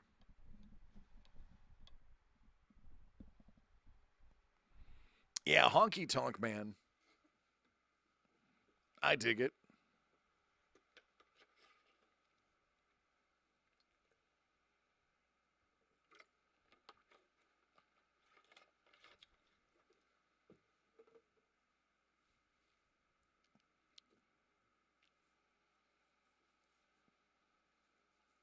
So, at my school in the 80s, in the mid to late 80s, they had these things called AT classes. AT stood for academically talented. And you would take your first CAT test in, I think, third grade. And that would place, they say they're not an IQ test. They're an IQ test because the number you got on your CAT test was put in the lower right-hand corner of your report card, and that was referred to as your IQ number. I'm not bragging, but I'm just going to tell you the facts of my life. So in third grade, I took a CAT test. When I was taking the CAT test, I had to stand up and ask the teacher, because the teacher's like, if you don't know, there's questions you don't know on here because we haven't gone over it yet. Answer what you can. And I walked up to the teacher and I said, I'm not supposed to know the answer to this question, but I know it. And the teacher's like, what do you know? I was like, I know the square root of 9. And she's like, this is third grade. How do you know what square roots are? And I was like, I just know square roots because I thought they were cool and I memorized a bunch. And there was like square root of 64, square root of 121, and square root of 9 on the test. And I was like, it's 8, 11, and 3. And she's like, well, if you know the questions, answer them. But if you don't know them and you're going to get them wrong, don't answer them. So I did. And in third grade, I scored a 132. And anybody who had over a 125 was entered into these academically talented classes. There were about, I think, 12 of us in the grade.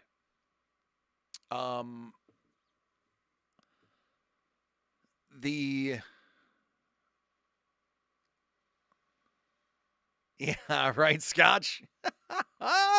Scotch and Sigs with a nice one-liner jumping in. Look, we've all made that mistake at one point or another. Have I? Hold on, let me think about that. I was in the Navy, so I mean, that cancels out everything. I've automatically done everything. I don't remember most of the Navy. Einhorn is Finkel. So, and it was a big deal to be in the AT classes. And mine was the first class to do it. Because they even said that yours was the first class to do it. I've never done this before. So they were talking about the range. And the lowest in our class was a 126. And the highest in our class, I can't remember his name. His was like a 140 something. It's like 146. So he was the smartest kid in the class. If you believe in the IQ test, IQ is not intelligence; it's capacity to learn. So I was rocking a 132, and when they tested again in sixth grade, same score, 132. So every iteration of the test I've ever taken, I'd take it 3 times. I was always between a 130 and a 132. So they put us in these AT classes. And in these AT classes, they taught us stuff that kids don't need to know. And I swear to you, I'm not joking. I feel like it was like grooming us to be in the CIA. Because what they were teaching us is stuff that you see in spy movies. Let me give you an example.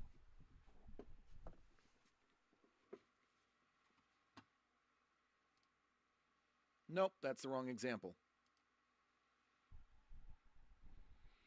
No, I firmly believe that because this was still during the Cold War, that literally we were being groomed to be CIA agents.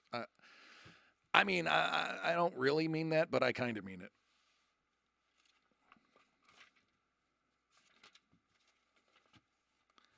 Now, mind you, I am 7 years old learning what I'm about to show you.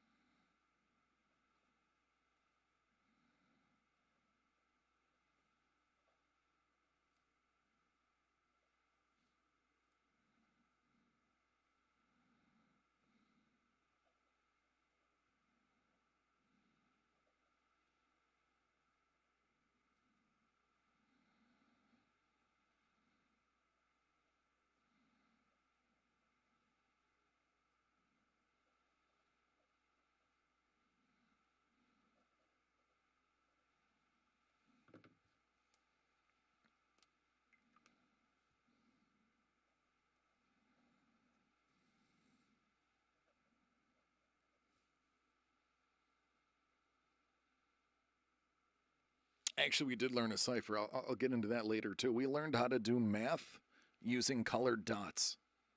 And to this day, I cannot find the system that we learned, and it scares me.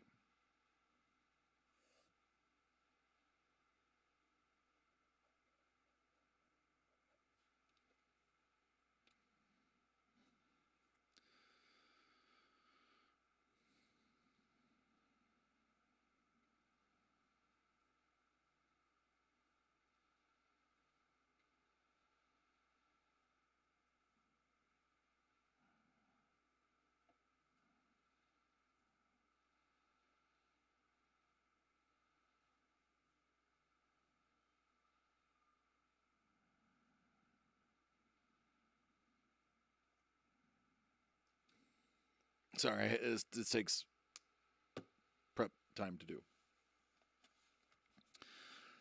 So,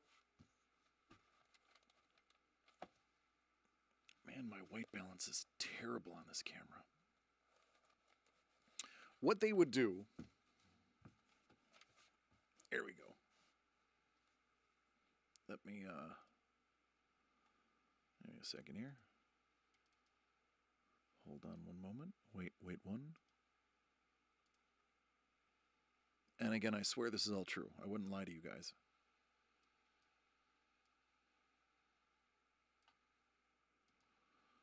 Okay, put that over here.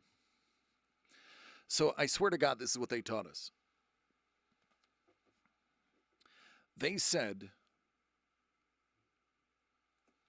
when you need to read a message, or when you need to learn what somebody is saying, or if you need to read something that somebody else is reading, do you want to know the top half of the letters or the bottom half of the letters?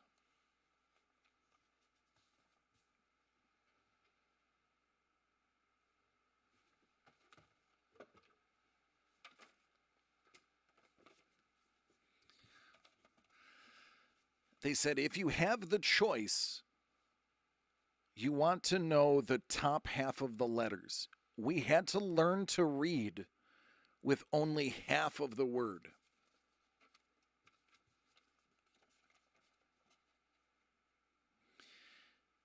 It is more difficult to understand a word if you only see the bottom half of it, as opposed to seeing the top half of it. So if given the opportunity, always stare at the top half of a word, you have a higher degree of figuring out what the word and sentence is. This is in addition to the fact that they made us have to learn how to read and write upside down. I'm not joking. This is not a fable. I'm not telling this for views and likes.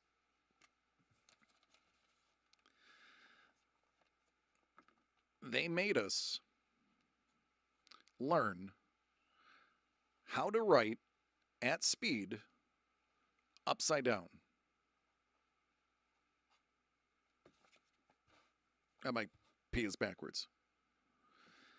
I can also read anything at speed upside down without pause, because we had to read things over and over again upside down. Again, I'm 7 when this is happening.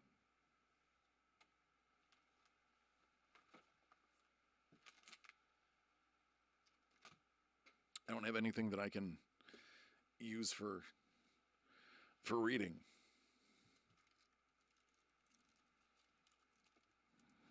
Hold standard side cards up to 2 and 5 ace times 3 and 5 ace protects your collectibles from scratches. Clear polypropylene, no PVC, acid-free, ultra clear. 2019 Ultra Pro, made in China.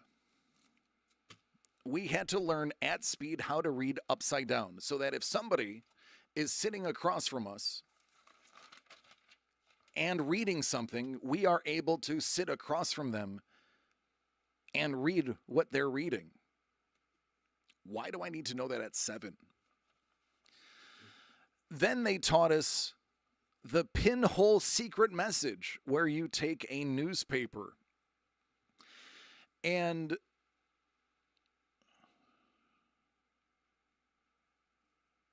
Yeah, as a printer, I imagine you would. Oh, I will, Derek. Yeah. So they taught us that if you ever have to give a message to somebody that you don't want to know or you don't want anybody else to know, get a newspaper. Now, Sean knows that newspapers, at the top of them, they used to have where the paper was fed into the printer, there would be grip marks. And the grip marks just looked like dots across the paper where it was fed into the machine and then printed and then cut, slabbed. So, what you would do is you would take a newspaper and only the top line of the newspaper or the bottom line of the newspaper. So, if this was an entire newspaper, this is the top line at the top copy. I love lamp. And grippers, they actually are called grippers. There you go, grippers. And let's say, like, this is the bottom of the page, yellow is the last word. Again, I'm 7 years old. This one might have been when I was 8.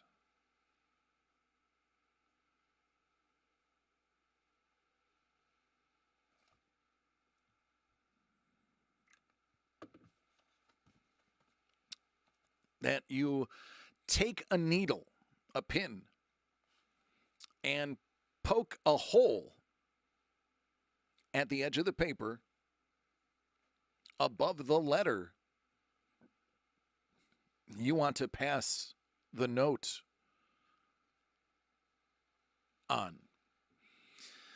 So you would take a pin and you would put a pin above the letter and it would blend into the grippers to the average person. And then you would do it to the same in the bottom line. And you would do that through just the top and bottom lines of every page of the paper. Now, the one thing about the pinhole, you could see what direction it's going because it'll have the raised edges on the back side. It'll have the sunken hole in the front side. That's how you knew it was front and back. I swear to God, I shouldn't have to know this, but this is what they made us learn. And then you would take that newspaper to a predetermined location and throw it in the garbage. The person who was to pick up your note would pick up that newspaper. And by the way, there was a very specific way you were supposed to fold it. To make it look like just a folded newspaper. You would throw that in there. The person would just look like an average Joe digging through and getting a copy of the newspaper and be like, oh, cool, and pick it up. And then they would follow your pinpoints, IAMTIMYELL, and they would have all the letters needed to make the secret message. I can't make this up, guys and gals. I'm dead serious. This is all real. And they taught us how to, again, like reading everything upside down, making sure if to pay attention to the top half of the word, because the top half of the word has the characters in the American language. It's easier to identify the letters based on the top. Then they taught us something that I don't necessarily remember the name of it. It is, right? It is.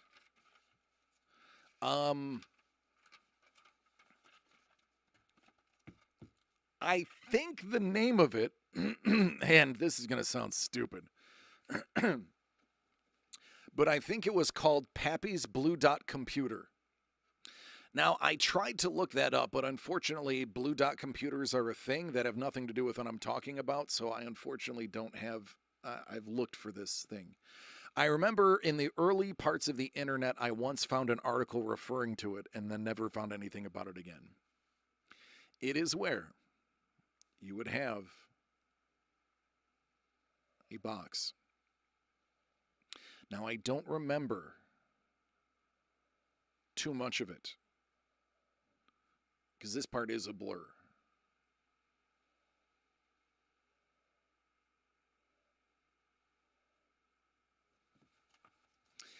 They would be equal-sized boxes, which obviously these are not.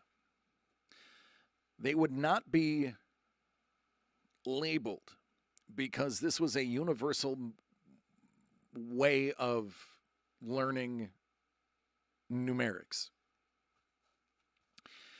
And you would have stickers.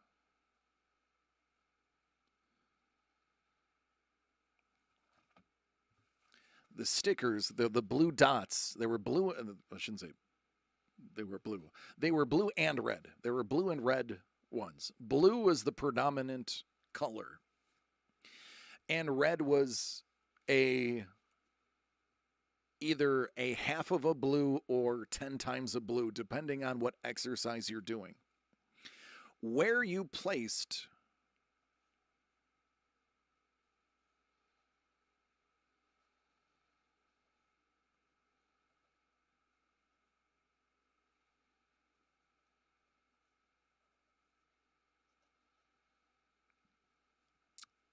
the different colors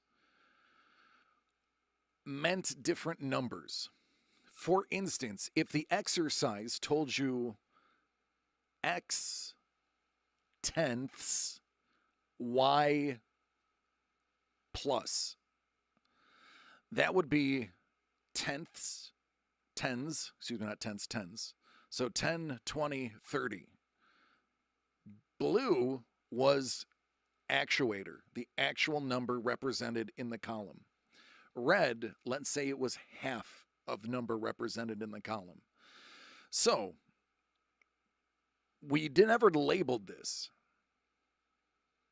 but you were told the tops were tens, the sides was plus. You would know because they taught you 10, 20, 30. Oh my God, did you find it?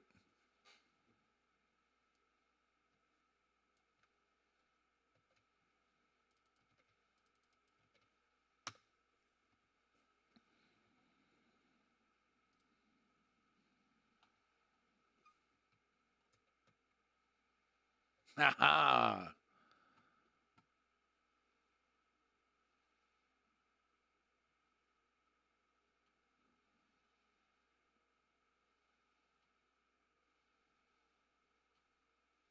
There it is. That's it.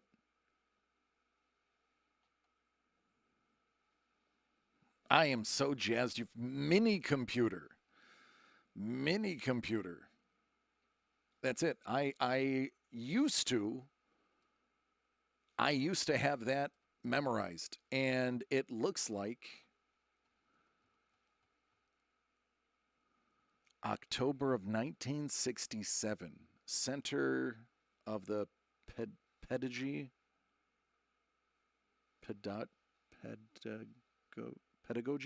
of Mathematics in Brussels, made by Frédéric Pappy. So he's found it, and that site is safe. It is a PDF. I'm actually going to keep that because I'm going to reread it now. Thank you, Sean. You've done what I haven't been able to do over the last 15 years.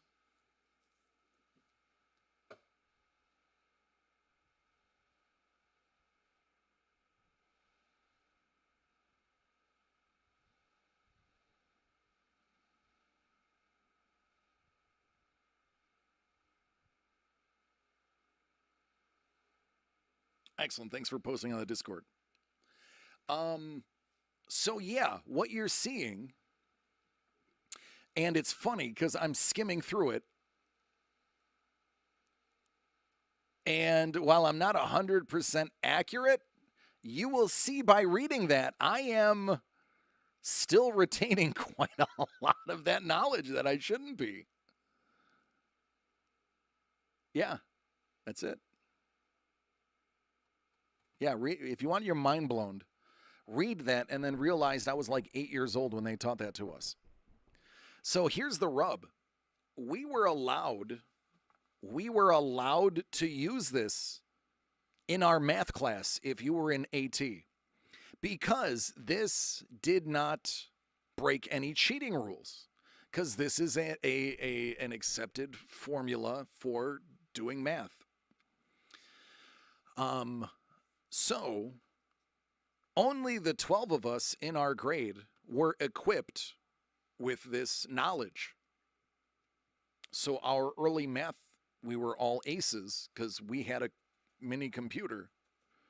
And we had bingo chips. They're little bingo markers, clear bingo markers, blue and red or whatever. Ours were blue and red. I see they use different colors, and the colors, I guess, are interchangeable. But we were allowed to draw a board and do the blue dot or do the mini computer stuff, and it was legal because we were taught in school how to do it. That was probably like 1988. 1987, 1988. True story. So, between the age of 6 and 8. And then they taught us how to lip read. I'm not kidding. I learned how to lip read. Now, can I read lips like somebody who's deaf? Nope. Back then, could I figure out what was going on? Yup. They taught us the difference between consonants and vowels when it comes to the human mouth. And this is only English. They didn't apply it to any other language. But what they would do is they would show you a picture of somebody's mouth, and they would say, which of these words are they saying? For instance, ooze. You make the O face. Oh. So would it be ooze, milk, or yellow? Well, it could be yellow, but it's closer to ooze than anything. And they would have different words and how those words would associate to what a person looks like. So, between 1986 and 1988, in elementary school, I was taught to lip read, to read and write proficiently upside down. Yeah, it was creepy. You are correct. I learned how to pass secret messages. And how to decipher which part of a word I wanted to see if I had the choice of only looking at half of a word. Why are they teaching 6 through 8-year-olds these qualities? And why did they utilize the CAT tests to single out which people they were going to teach these items?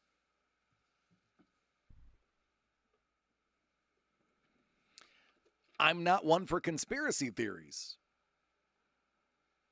but I would love to know how all my old classmates that were in that class were doing now.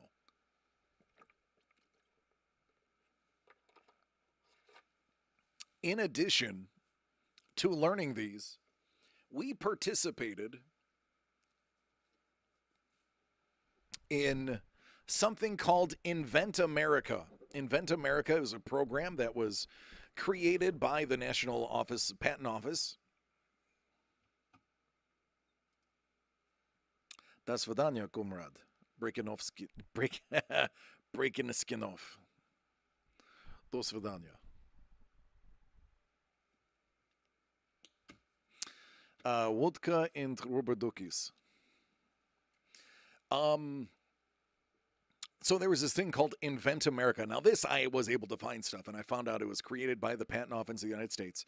And it was a terrible, terrible thing, what it turned out to be. So the intention was to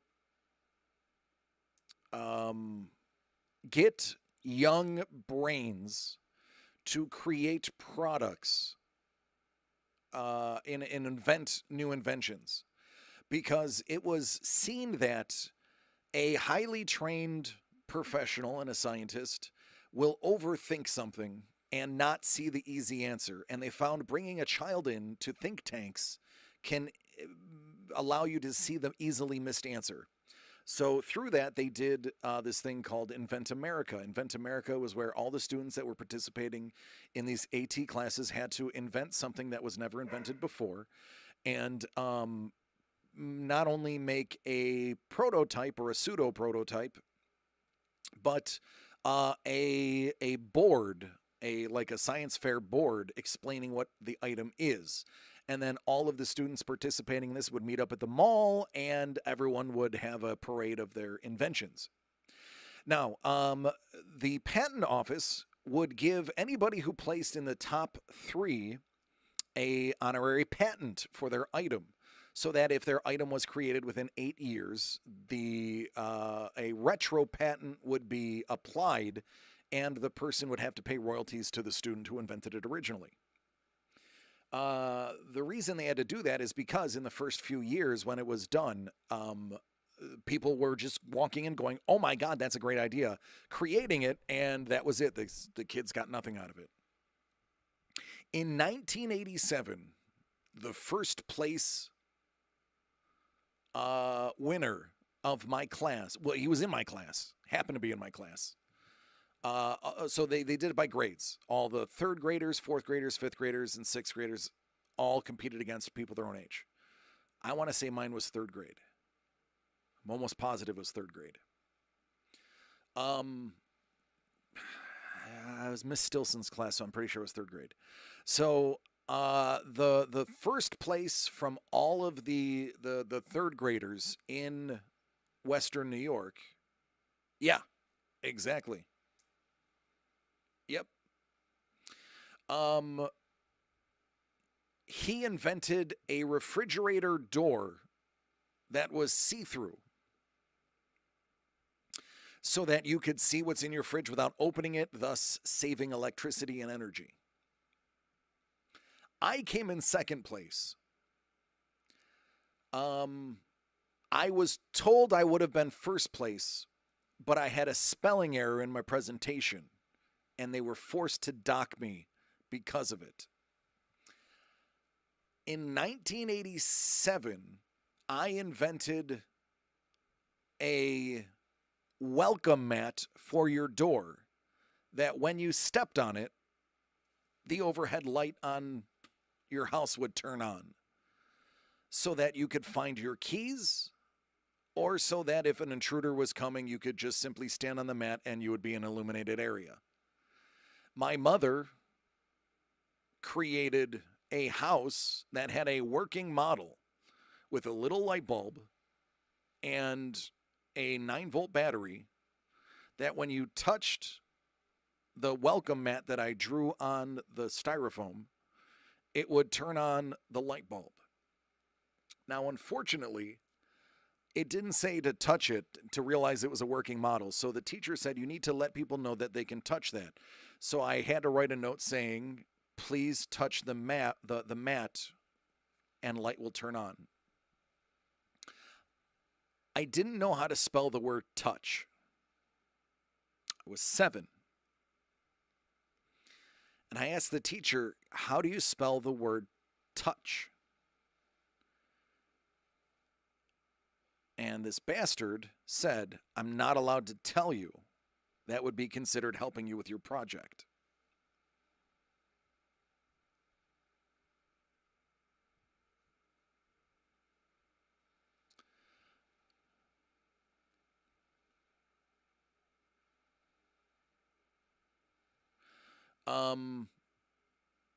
So I had to figure out how to spell touch by myself. Fortunately, I was wrong. I spelled it T-U-T-C-H because I had to sound it out. Touch.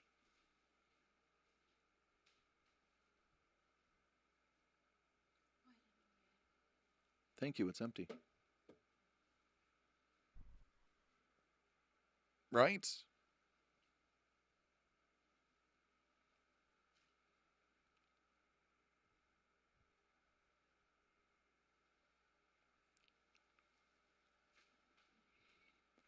Thank you, honey. She got a cookie. I'm going to pause the story. Homemade.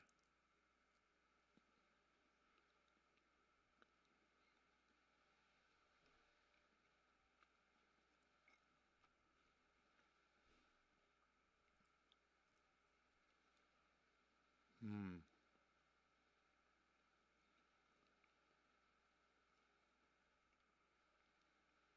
It's pretty good.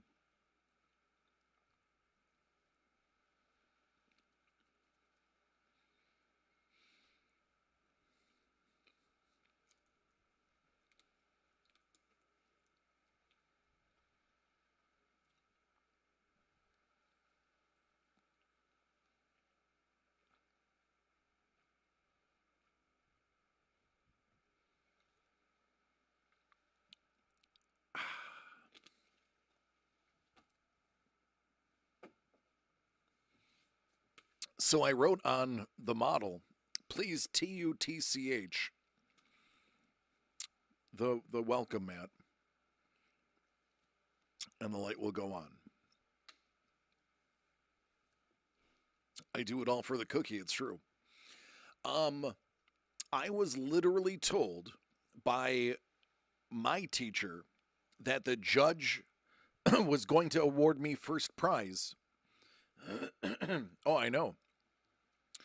Um, except for they couldn't because the incorrectly spelled word was on the model itself, and that would set a bad precedent.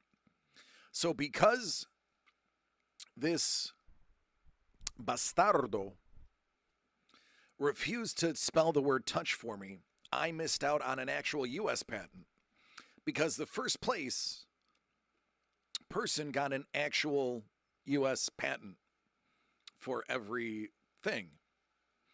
The grand prize national winner would win like, I don't know, it was like $10,000 or $1,000. And they would get the option to have their item produced if it was something that was in true demand. So, my idea I thought was great. I in my mind I was like, I am gonna target like lower income areas because it is an inexpensive, safe thing. And how it was devised was now the way I had it in my head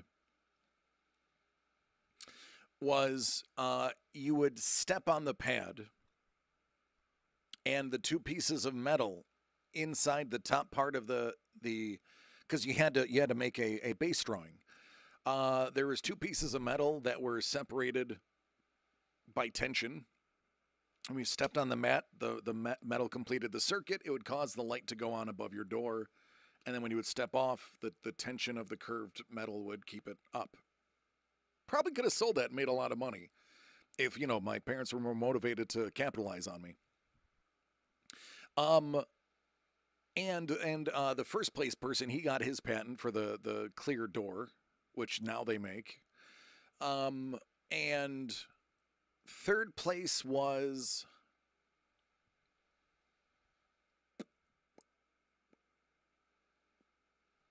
I don't remember. I have no clue. So we were every year we had to do those. Every year we had to do the Invent America and create these items. And every year there were stories about people, and to the point where actual kids' prototypes that they would have to make, because you'd have to make a prototype or a pseudo prototype, they were getting stolen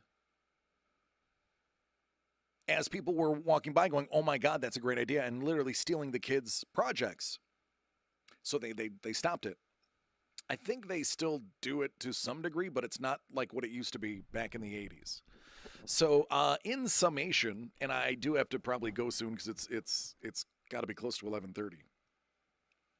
I'm fairly certain that I was being type exercises they were giving us.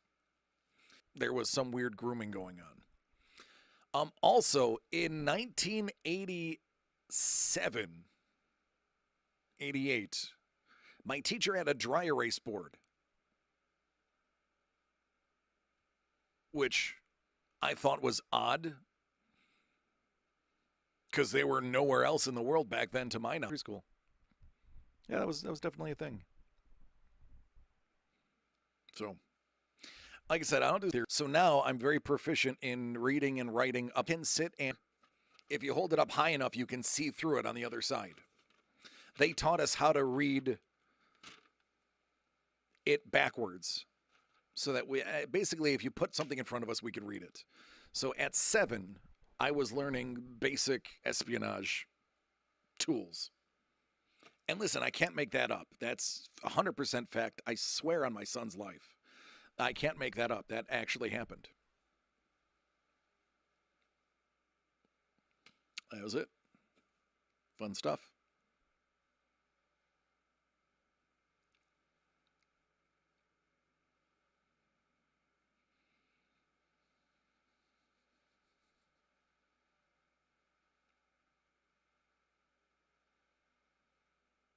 I guess I'm the only one.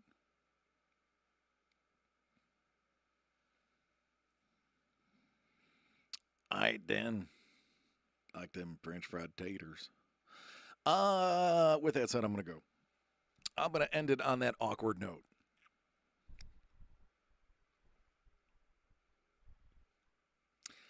I love you. Each odd and insane, so we can do this again tomorrow. Items, and maybe, hopefully, the announcement of another release that we have in waiting in the wings. So be safe, take care of yourselves and each other, because I can't do this without you guys. Do well. Hey, Lee, are you going live tonight? Or are you just hanging out? But my Aussies, cheers, friends. I know it's maddening, but the alternative is a lot worse. So hang in. Lee is not going live. I'm just gonna. Not tonight? Okay. Ooh, NDA projects. Do violate your NDA and tell us what they are. No, I'm just kidding. Anyway, guys, I love you. I will see you tomorrow. Hopefully, I'll have some more information tomorrow and a little more clarity on what's coming up. But